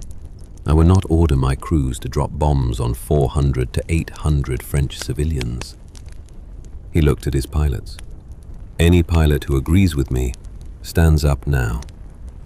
For 3 seconds, nothing happened. Then Flying Officer Marcel Gagnon stood up. He was 22 years old from Quebec City. Then Flight Lieutenant Robert Melançon. Then Sergeant Jacques Bouchard. Then more, one by one, not all at once. Each man making his own decision in his own time. By the time it stopped, all 22 pilots of 425 Squadron were standing. The intelligence officer left immediately. He walked to Wing Commander Patterson's office. Patterson was 41, career RAF officer, believer in discipline and the chain of command. He listened to the report, felt anger and something else he pushed aside, and walked to the briefing room. Patterson stood at the front and looked at 22 standing Canadian pilots. "Sit down," he said. Nobody sat. "Squadron leader, order your men to sit down." Arsenault said, "Sir, with respect, I believe this mission should be reviewed before execution. The civilian casualty estimates are an operational matter above your authority to question," Patterson said. "This mission was planned by Bomber Command. Your job is to fly it." "My job is also to exercise judgment," Arsenault said. "Sir, 400 to 800 French civilian casualties for a railway yard that can be attacked by different means. I cannot, in conscience—" "This is not a matter of conscience," Patterson said. "This is a matter of orders. Sit your men down and prepare your aircraft." Arsenault looked at his pilots. They looked back at him. "No, sir," he said. Patterson arrested all 22 pilots on the spot. Their aircraft were reassigned to crews from other squadrons. The Rouen mission flew without 425 Squadron. 340 tons of bombs fell on the railway marshalling yards of Rouen on the night of March 12, 1944. The marshalling yards were damaged. 3 locomotives destroyed, 2 rail lines severed. The Germans repaired them within 8 days. And 542 French civilians died in the bombing. The post-mission report noted the casualties as a figure, not as a tragedy, just a figure in a document. Arsenault read the report in his quarters where he was confined. He looked at the number, 542. He put the report down and looked at the wall for a long time. Outside, he could hear the base continuing its normal operations. Aircraft engines, trucks, men going about their duties. The world continuing as if 542 were not a number that deserved more than a line in a report. In Rouen, a 31-year-old French schoolteacher named Claude Moreau was alive because he had been working late at his school on the opposite side of the city from the marshalling yards. His wife, Sylvie, was alive because she had gone to her mother's apartment that evening rather than staying home. Their apartment building in the Quartier Saint-Sever, 200 meters from the marshalling yards, was destroyed in the bombing. 14 of their neighbors died. The Moreau family survived by accident of location. Claude stood in the rubble of his street the next morning and looked at what remained of his neighborhood. He was a practical man who had survived occupation by keeping his head down and doing his work and not attracting attention. He was not a man given to anger, but standing in the rubble of his street, looking at the bodies being carried out of collapsed buildings, he felt something he had never felt before. These were Allied bombs, from aircraft sent by the people who were supposed to be liberating France. He stood in the rubble and tried to understand this, and couldn't. The court-martial for Arsenault was convened in April 1944. He sat before 5 senior officers and stated his case clearly. He had refused to fly a mission because the civilian casualty estimates were unacceptably high, and he believed alternative approaches existed. He did not claim authority to refuse. He claimed moral obligation to refuse. He accepted these were different things. He accepted the consequences. The verdict was guilty on the charge of insubordination, demotion from squadron leader to flying officer, loss of command, assignment to a training unit for the remainder of the war. The 21 other pilots received formal reprimands on their service records. The sentence was lighter than expected, and some people believed Patterson had influenced it privately. Patterson never confirmed or denied this. A review board examined the Rouen mission planning over 3 weeks. Its report was 34 pages long and concluded that alternative approaches involving lower altitude precision attacks could have achieved the same railway yard damage with substantially lower civilian casualties. The civilian casualty estimate had been flagged as problematic by 2 different officers during preliminary planning. Those flags had not been adequately addressed before the mission was approved. The board recommended that future missions in occupied France require additional review when civilian casualty estimates exceeded 200. The report did not recommend dropping the charges against Arsenault. The mission planning had been flawed. The refusal to fly had been impermissible. Both things were true simultaneously. The report was filed. The charges stood. Arsenault taught navigation to new crews in Yorkshire for the rest of the war.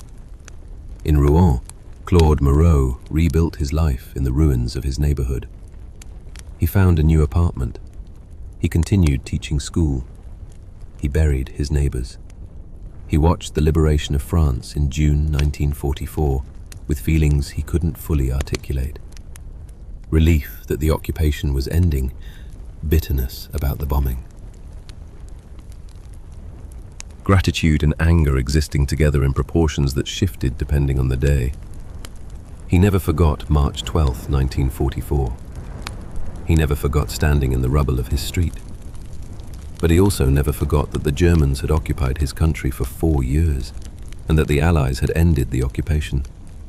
He held both things, and found no way to resolve them into something simple. After the war, Moreau continued teaching.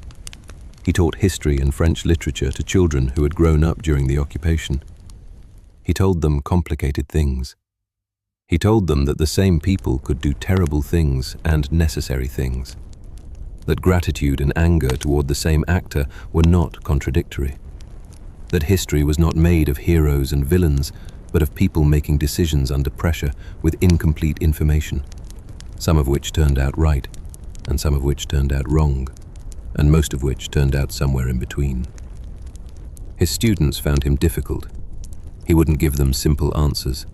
He kept saying, "It depends," and "That's more complicated," and "Both things can be true." The students who were 16 found this frustrating.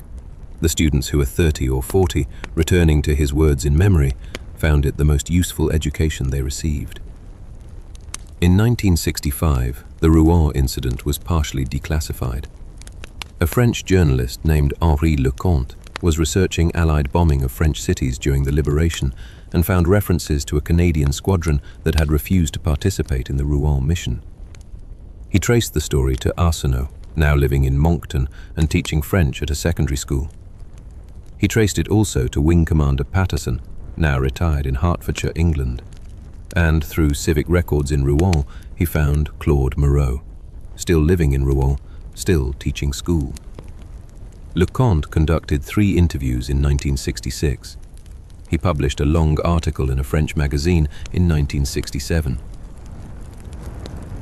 The article was the first public account of what happened on March 12, 1944, and its aftermath. The article reached Arsenault in Moncton. He read it in French, which was still his first language after 50 years.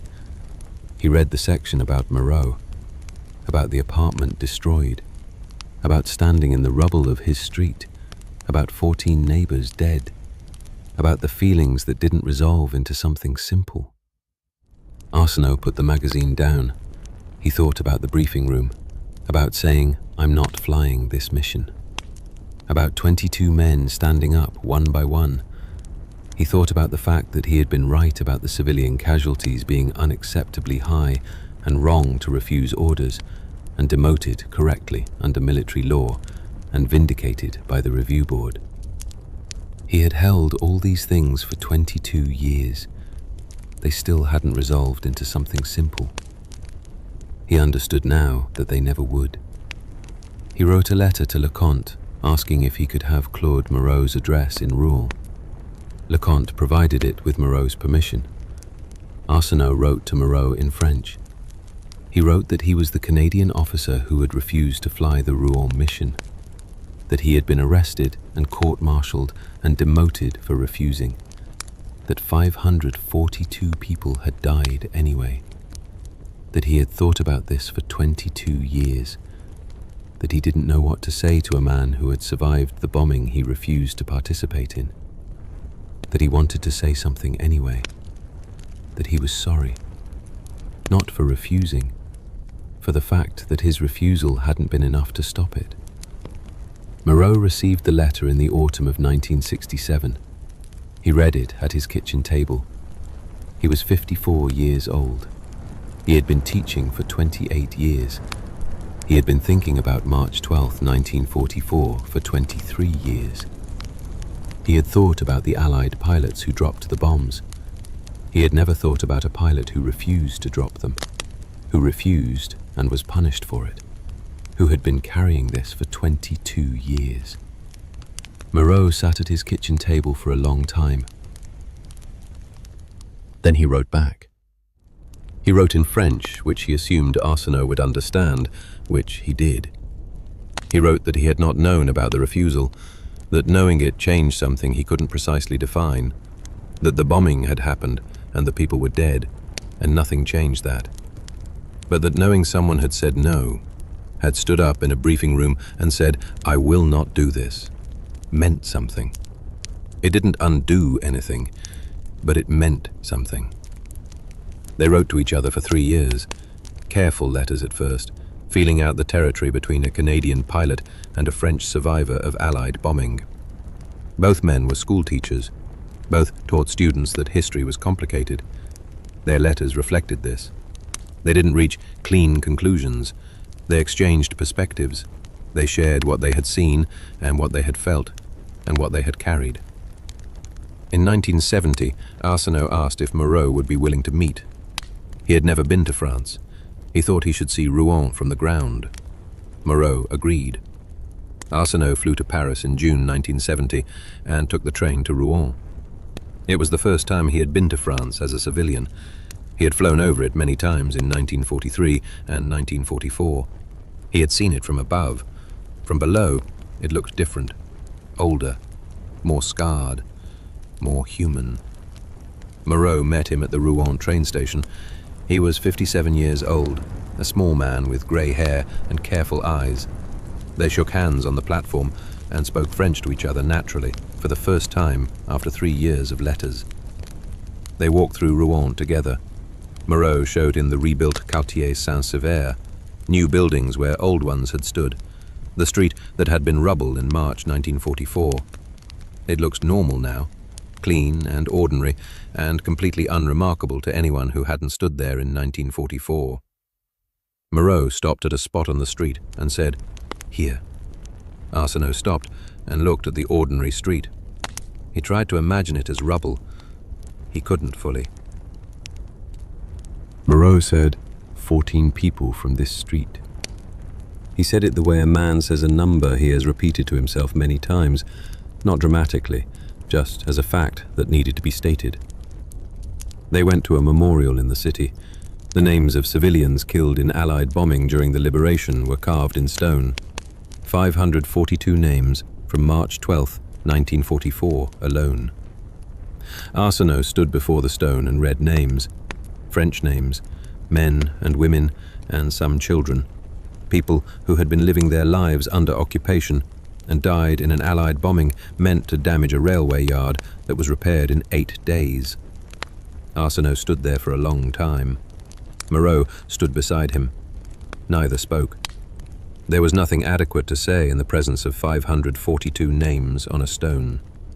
Later they sat in a cafe near the cathedral and drank coffee, and Moreau asked the question he had been building towards since Arsenault's first letter. If the refusal had worked, if your squadron's refusal had stopped the mission entirely, what do you think would have happened? Arsenault thought about it carefully. "I think the mission would have been replanned," he said, "at lower altitude, with smaller formations, targeting specific infrastructure rather than area bombing. The casualty estimate would have been lower." "How much lower?" Moreau asked. "I don't know," Arsenault said honestly. "Significantly lower. Maybe not zero. I don't know." Moreau nodded. "So your refusal was correct in principle, but insufficient in practice." "Yes," Arsenault said. "That's the most precise description." Moreau looked at his coffee. "This is what history is mostly made of," he said. "Correct in principle, insufficient in practice. We do what we can.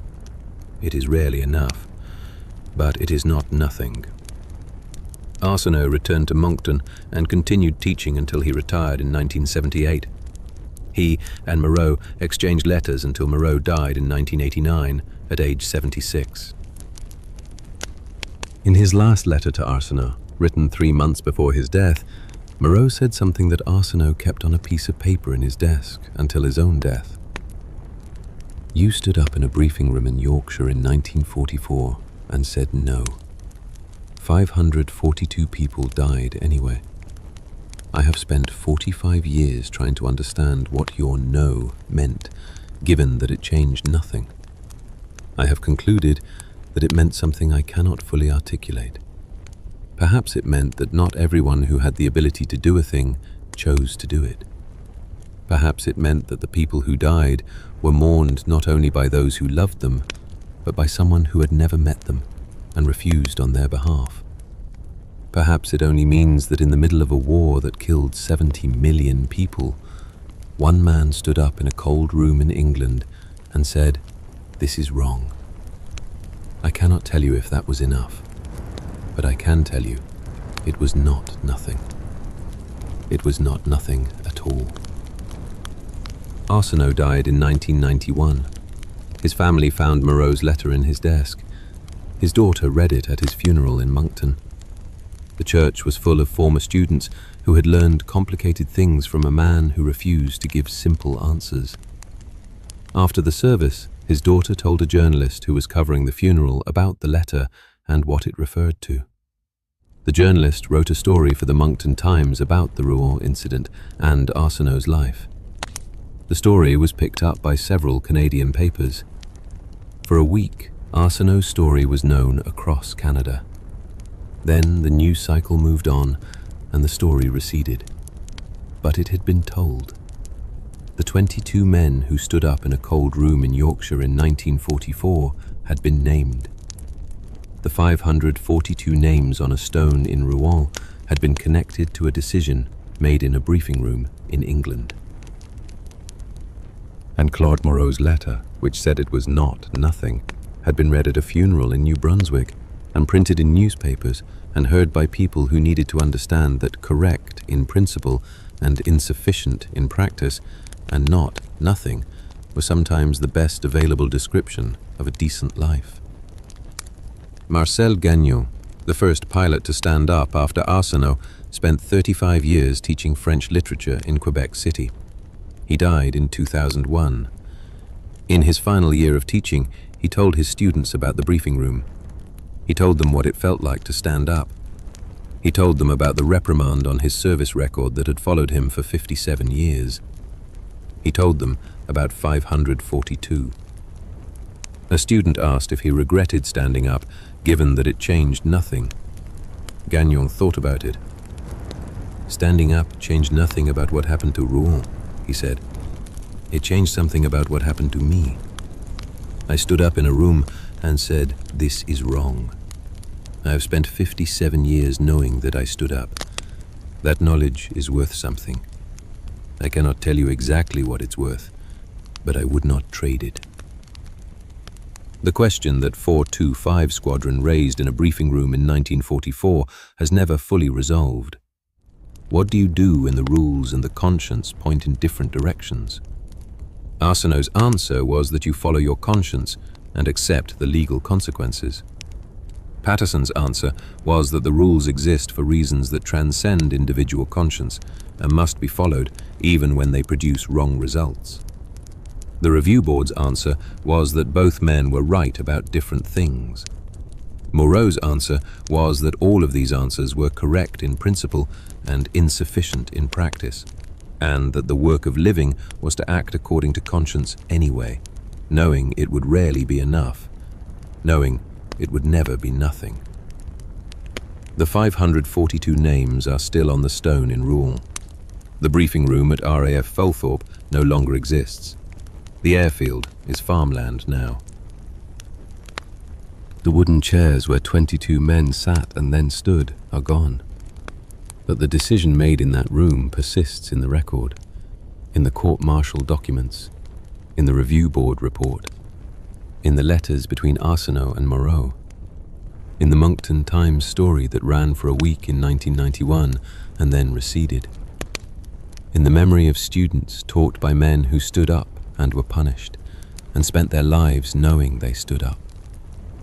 Sometimes history is made by grand events and famous people and decisive battles. Sometimes it is made by 22 men in a cold room choosing to stand up one by one, each in their own time. Not because it would be enough, but because it was what conscience required. And conscience, even when insufficient, is never nothing. March 3rd, 1943, Dorval Airport, Montreal, Quebec. The temperature was minus 23 degrees Celsius and the wind was coming off the St. Lawrence River hard enough to make standing difficult. Flight Officer Margaret Chen stood beside a brand new Spitfire Mark 9 and listened to an American colonel explain why she was going to die. The colonel's name was Whitfield. He was 48 years old, wore a clean uniform with impressive medal ribbons, and had never personally flown a combat aircraft in his life. He spoke with the absolute confidence of a man who confused rank with knowledge. "Miss Chen," Whitfield said, using the civilian title deliberately, "ferrying Spitfires across the North Atlantic in winter is not a job for women. The weather systems alone kill experienced male pilots regularly. The navigation demands are extreme. The aircraft have no de-icing equipment. The distances between waypoints exceed the range margins for comfort. I have seen the casualty figures for the Atlantic ferry routes. They are not encouraging, even for the best pilots we have." He paused. "You are not the best pilots we have." Margaret Chen looked at Colonel Whitfield for a long moment. She was 27 years old, born in Vancouver to Chinese-Canadian parents, and had been flying since she was 16. She had 1,847 hours of flight time. She had flown in blizzards over the Rocky Mountains and in fog over the Pacific coast, and in thunderstorms that bounced aircraft like toys. She had more flight hours than every man in Whitfield's staff combined. She said nothing, because she had learned that sometimes silence was more effective than argument. Behind her stood 23 other women, all pilots, all members of the Canadian Women's Auxiliary Air Force Ferry Division, all listening to Colonel Whitfield explain why they would fail. Dorothy MacDonald from Winnipeg, 29 years old, former barnstormer who had performed aerobatics at county fairs across the prairies since she was 19. She had once landed a biplane on a road in a snowstorm because the airfield was fogged in. She survived. The biplane survived. Irene Beaumont from Quebec City, 31 years old, daughter of a bush pilot who flew mail and supplies to remote northern communities. She grew up in the back seats of aircraft before she could walk properly on the ground. She flew her first solo at 14. Her father never told the authorities. Helen Morrison from Toronto, 26 years old, schoolteacher who learned to fly in secret because her parents thought it was unladylike. She had 2,100 hours of flight time and a commercial pilot's license that the RCAF had initially refused to recognize because no one had thought to create regulations for female commercial pilots. These were not women who had decided flying might be an interesting hobby. These were women who had been flying for years, in difficult conditions, without the institutional support that male pilots received. They were better than average precisely because they had to be. The military wouldn't accept anything less than exceptional from a woman. Colonel Whitfield finished his speech. The women stood in the -23-degree wind and listened politely. When he finished, Margaret Chen asked one question. What is the casualty rate on the Atlantic ferry route for male pilots currently? Whitfield frowned. Approximately 3.2% per crossing. Thank you, Colonel, Margaret said. She turned to her pilots. Pre-flight checks. We depart at 0900. The reason these 24 women were standing on a frozen tarmac in Montreal in March 1943 was a crisis that the Allied war effort had been trying to solve for 2 years. Britain needed aircraft desperately. American factories were producing Spitfires, Hurricanes, and Lancasters at rates that exceeded what could be shipped by sea. German U-boats were sinking supply ships regularly. The answer was to fly the aircraft across the Atlantic directly. Ferry them from North America to Britain using pilots instead of cargo ships. But the Atlantic crossing was genuinely dangerous. The route went from Montreal to Gander in Newfoundland, to Reykjavik in Iceland, to Prestwick in Scotland. Total distance? Approximately 3,400 miles, over some of the most hostile weather in the world. Male ferry pilots had been doing this crossing since 1941. The casualty rate was real. Men died on this route regularly. By late 1942, the demand for ferry pilots exceeded supply. The RAF and RCAF had used every available male pilot. The waiting list for trained ferry pilots was 6 months long. Meanwhile, aircraft sat in Canadian factories waiting to be delivered. The solution, proposed by a Canadian Air Force officer named Wing Commander Patricia Sullivan, was to use the female pilots, who were already qualified and already waiting. Sullivan argued that several hundred women in Canada held commercial pilot licenses with more than 1,000 hours of flight time. They were qualified, they were available, they were being ignored because of gender. Sullivan fought the bureaucracy for 8 months. She wrote 47 memos. She attended 23 meetings. She was told no 16 times by various levels of command. She kept asking. In January 1943, the RCAF approved a trial. 24 female pilots would be selected for Atlantic ferry duty. If they performed adequately, the program would expand. If they failed, or if casualties exceeded the male pilot rate, the program would end immediately. The selection process was rigorous. More than 300 women applied. The RCAF tested them on aircraft performance, meteorology, navigation, instrument flying, and emergency procedures. They tested them in simulators and in actual aircraft. They gave them the same tests they gave male ferry pilots. Margaret Chen scored highest overall. Dorothy MacDonald scored highest on instrument flying. Irene Beaumont scored highest on meteorology. Helen Morrison scored highest on navigation. 24 women were selected. Colonel Whitfield flew from Washington to Montreal specifically to tell them it was a mistake. The first crossing was scheduled for March 5, 1943, 2 days after Whitfield's speech. The weather forecast was marginal. Cloud cover over Newfoundland, ice forming on the western approaches to Iceland, a frontal system moving across the North Atlantic that would close the weather window in approximately 36 hours. Male ferry pilots would have delayed the crossing by 48 hours. The women's flight commander, Margaret Chen, called a weather briefing at 0600. She spread meteorological charts across a table in the operations room and briefed her pilots for 90 minutes. She explained the frontal system. She explained the ice risk. She explained the decision she had made. "We go today," Margaret said. "The window is closing, but it's open now. If we wait 48 hours, we wait 2 weeks for the next acceptable window.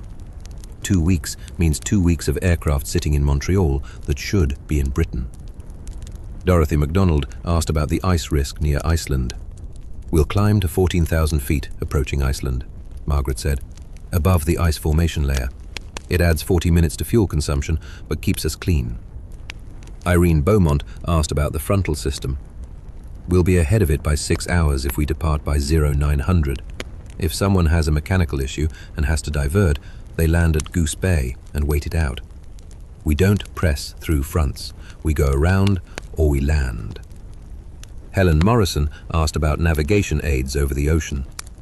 "We use dead reckoning, backed by celestial navigation for anyone who gets separated from the formation. Everyone has practiced this. Everyone is proficient."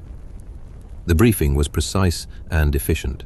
No wasted words, no drama, just analysis, decisions, and instructions.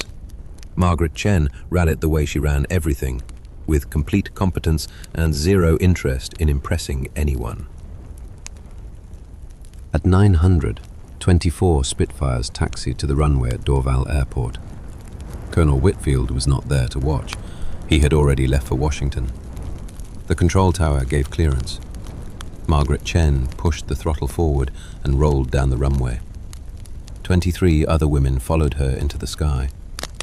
They formed up over the St. Lawrence River and turned northeast toward Gander, Newfoundland. The flight to Gander was straightforward, 3.5 hours over Quebec and Newfoundland, cold and clear. The women flew in tight formation, checking on each other by radio every 30 minutes. They landed at Gander in mid-afternoon, refueled, ate quickly, checked weather for the Iceland leg. The forecast had changed slightly. The frontal system was moving faster than predicted. Their window was now 28 hours instead of 36. Margaret made the decision immediately. "We sleep 4 hours and depart at midnight. Night crossing to Iceland. We'll be ahead of the front." Some of the ground staff at Gander were skeptical. Female pilots doing a night ocean crossing in Spitfires. This was new. Nobody had done this before. A male ferry pilot named Davidson, who had done 6 Atlantic crossings, approached Margaret quietly. "I've done this route 6 times, he said. "Night crossing is harder. Navigation errors compound in darkness. If someone gets disoriented..." "Then they follow their instruments," Margaret said, "which is what you do in daylight too." Davidson looked at her. Then he nodded. "Fair enough," he said. "Good luck." He meant it. Margaret knew he meant it. "Thank you," she said. And she meant that too. At midnight on March 6th, 24 Spitfires took off from Gander and flew east into the North Atlantic darkness. The stars were extraordinary. No light pollution, no clouds, just stars and the sound of Merlin engines and the black ocean below. Margaret flew lead position and monitored everything: fuel consumption, engine temperatures, formation spacing. Weather reports coming in on the radio every 30 minutes from Gander behind them and Reykjavik ahead. The frontal system was moving at 45 knots east. They were flying at 280 knots. Mathematics, physics, margin. She calculated and recalculated. At 0300 hours, Dorothy MacDonald's voice came on the radio. "Lead, MacDonald. Oil pressure dropping on number 1. Slightly. Still within limits, but trending down." Margaret responded immediately. "MacDonald, maintain formation. Monitor every 5 minutes. If it drops below 60 psi, you divert to diversion field. Acknowledge." "Acknowledged," Dorothy said. "Oil at 72 psi currently." Margaret noted the time, noted the rate of decline, calculated. At current rate of decline, Dorothy would reach 60 psi in approximately 90 minutes. They were 80 minutes from Iceland. It would be close. Margaret said nothing to the other pilots. No point alarming anyone. She just watched Dorothy's position in the formation and listened for updates every 5 minutes. At 0415 hours, Dorothy reported oil pressure at 64 pounds per square inch. Margaret did the math again. "MacDonald, increase altitude to 15,000. Reduce power setting to 85%. This will reduce oil consumption. You should stabilize." 30 seconds of silence. Then Dorothy. "Good call, lead. Pressure stabilizing at 63. Holding." "Hold formation," Margaret said. "We're 35 minutes out." At 0450 hours, 24 Spitfires landed at Reykjavik, Iceland. All 24. Dorothy MacDonald's aircraft had an oil pressure of 61 pounds per square inch when she touched down. 2 pounds per square inch above the diversion threshold. The ground crew found a crack in a secondary oil line, fixable in 2 hours. Dorothy ate breakfast and waited. The Reykjavik to Prestwick leg was the shortest, but often the most dangerous. The North Sea weather was unpredictable and violent. The route crossed the northern tip of Scotland, where mountains created turbulence that could break aircraft apart. Margaret briefed the final leg at 900.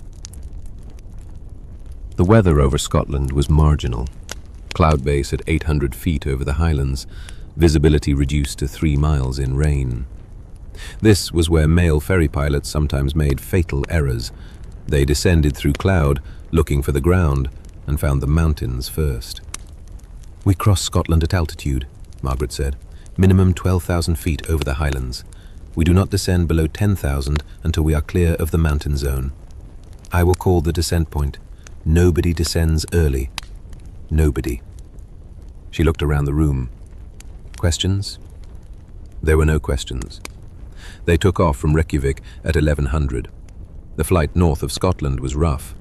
Turbulence from the mountain-generated waves threw the aircraft around. Rain hammered the windscreens. Visibility dropped.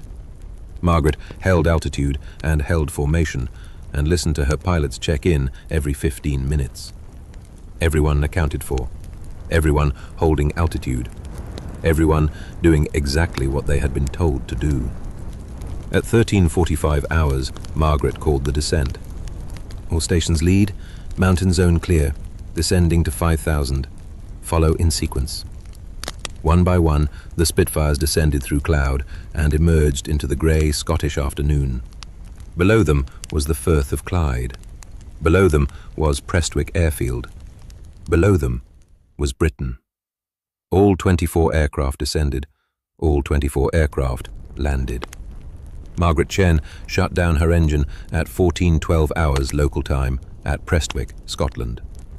She had been flying for 16 hours over 2 days across the North Atlantic in March.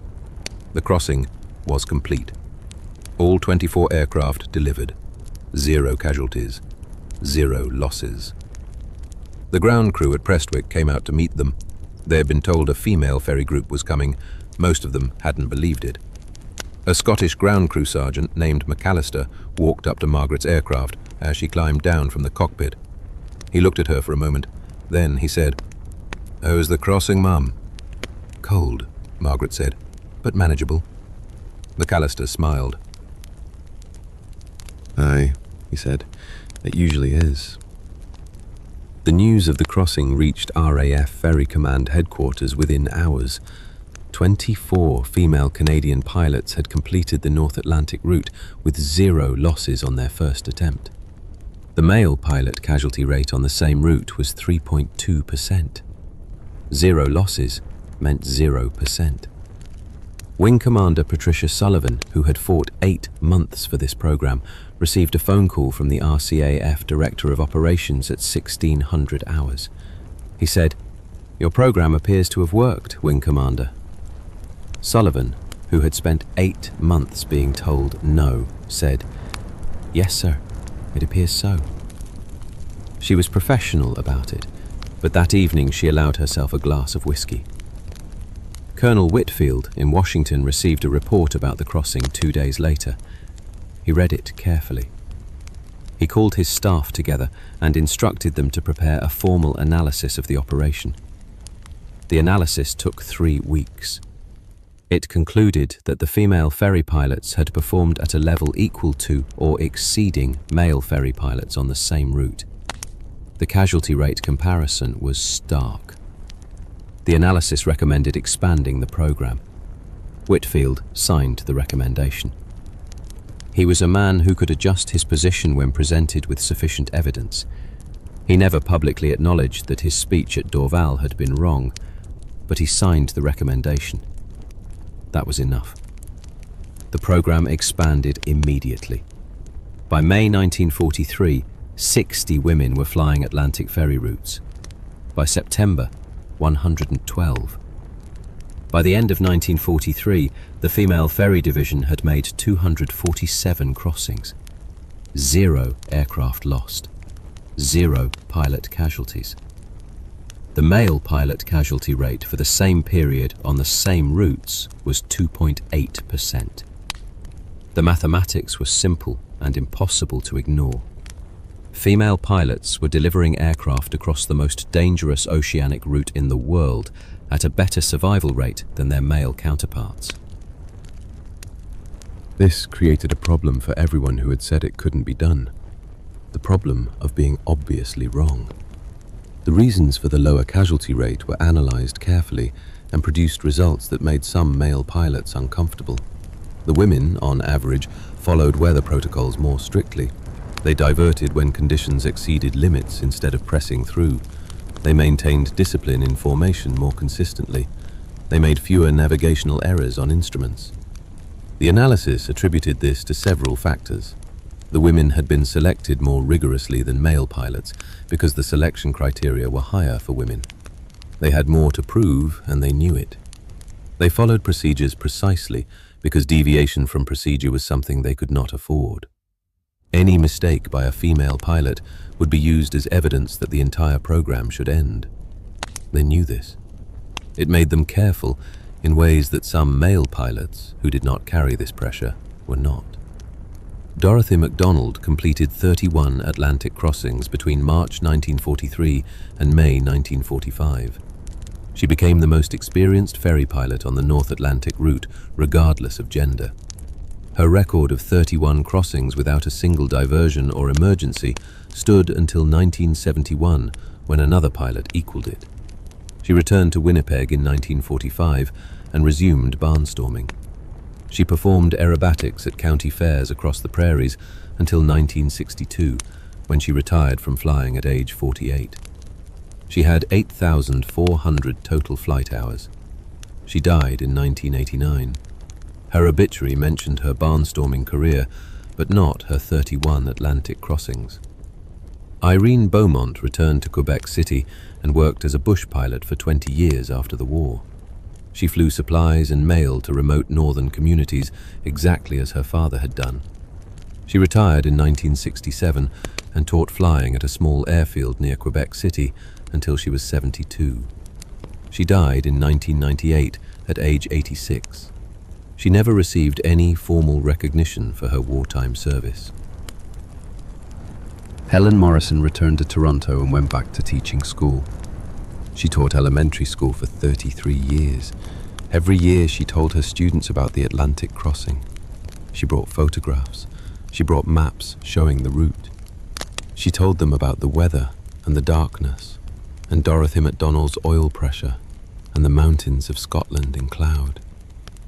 She wanted her students to understand that ordinary people could do extraordinary things if they prepared carefully and didn't let other people's certainty about their limitations define what they attempted. Helen died in 2002 at age 85. Several of her former students attended the funeral and said she was the best teacher they ever had. Margaret Chen returned to Vancouver in 1945. She was 29 years old, with 3,200 flight hours and a war record that would have made any male pilot proud. She applied for a position as a commercial airline pilot with Trans-Canada Airlines. She was rejected. The reason given was that commercial airlines did not employ female pilots. Margaret applied again in 1947. Rejected again. Same reason.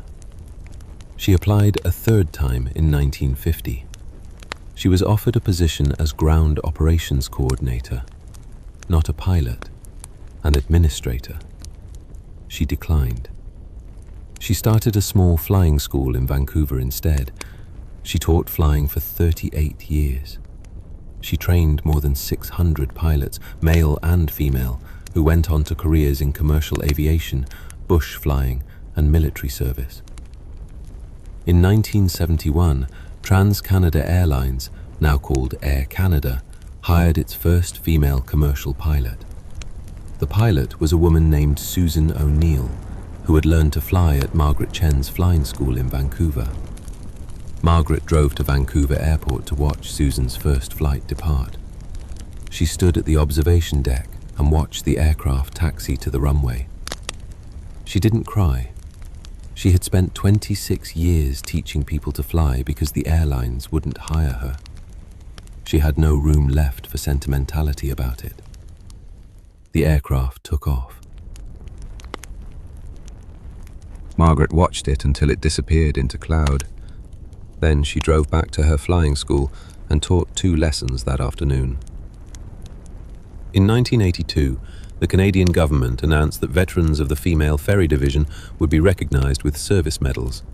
The announcement came 37 years after the war ended.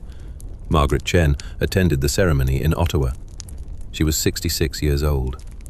The Governor-General pinned a medal to her chest. The citation mentioned her 247 crossings, her 0 casualty rate, her leadership of the most successful ferry operation of the Second World War. Margaret stood straight and accepted the medal. She was thinking about Colonel Whitfield's speech at Dorval in 1943. "You are not the best pilots we have." She had spent 39 years proving him wrong. Not out of anger, just out of persistence. Just because it was true. And truth eventually becomes undeniable if you keep demonstrating it long enough. The story of the Female Ferry Division remained largely unknown to the Canadian public for decades. It appeared in specialist aviation histories. Military historians referenced it, but it wasn't part of the general public understanding of Canada's wartime contribution. In 1995, a historian named Dr. James Porter published a comprehensive account of the program. The book sold well. It was reviewed widely. Canadians discovered that 24 women had crossed the North Atlantic in March 1943 and kept crossing it for 2 more years without losing a single aircraft or pilot. The discovery surprised many people. It probably shouldn't have. The evidence had always been there in the flight logs and the casualty statistics and the delivery records. 0 losses, 247 crossings. The numbers spoke clearly. People just hadn't been listening. The lessons from the Female Ferry Division extend beyond aviation and beyond war. They speak to something fundamental about how organizations limit themselves when they exclude capable people based on characteristics unrelated to the task. The RCAF lost 2 years of female ferry capacity because it took that long for Wing Commander Sullivan to fight through the bureaucracy. During those 2 years, aircraft waited in Canadian factories that should have been in Britain. The cost of that delay in aircraft and time was substantial. The cost was caused entirely by an institutional assumption that women couldn't do what they demonstrably could do. Colonel Whitfield was not a stupid man. He was a man who operated within the assumptions of his time and his institution. When the evidence contradicted those assumptions clearly enough, he changed his position. That took courage of a different kind. The courage to be wrong publicly and to say so, through action, if not through words. The women who flew the Atlantic route every month for 2 years didn't need Whitfield's approval. They needed his signature on the recommendation. He gave it. Sometimes that's what progress looks like. Not a dramatic conversion, just a signature on a form that says the evidence is clear enough that the old position is no longer defensible. Margaret Chen died in 2003 at age 87. She was still teaching flying at her school in Vancouver until she was 84. Her flying school continues to operate today under new ownership. The school's entrance hall has a photograph of Margaret standing beside a Spitfire at Prestwick in 1943. She is wearing her flight gear and squinting slightly against the Scottish wind. She looks cold and competent and completely unsurprised to be standing where she is. Below the photograph is a small sign.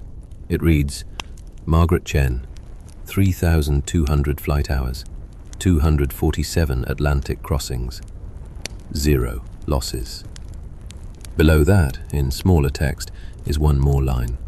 It was added by a former student who knew her for 40 years. It says, she was the best pilot any of us ever saw. She just had to prove it more often than most.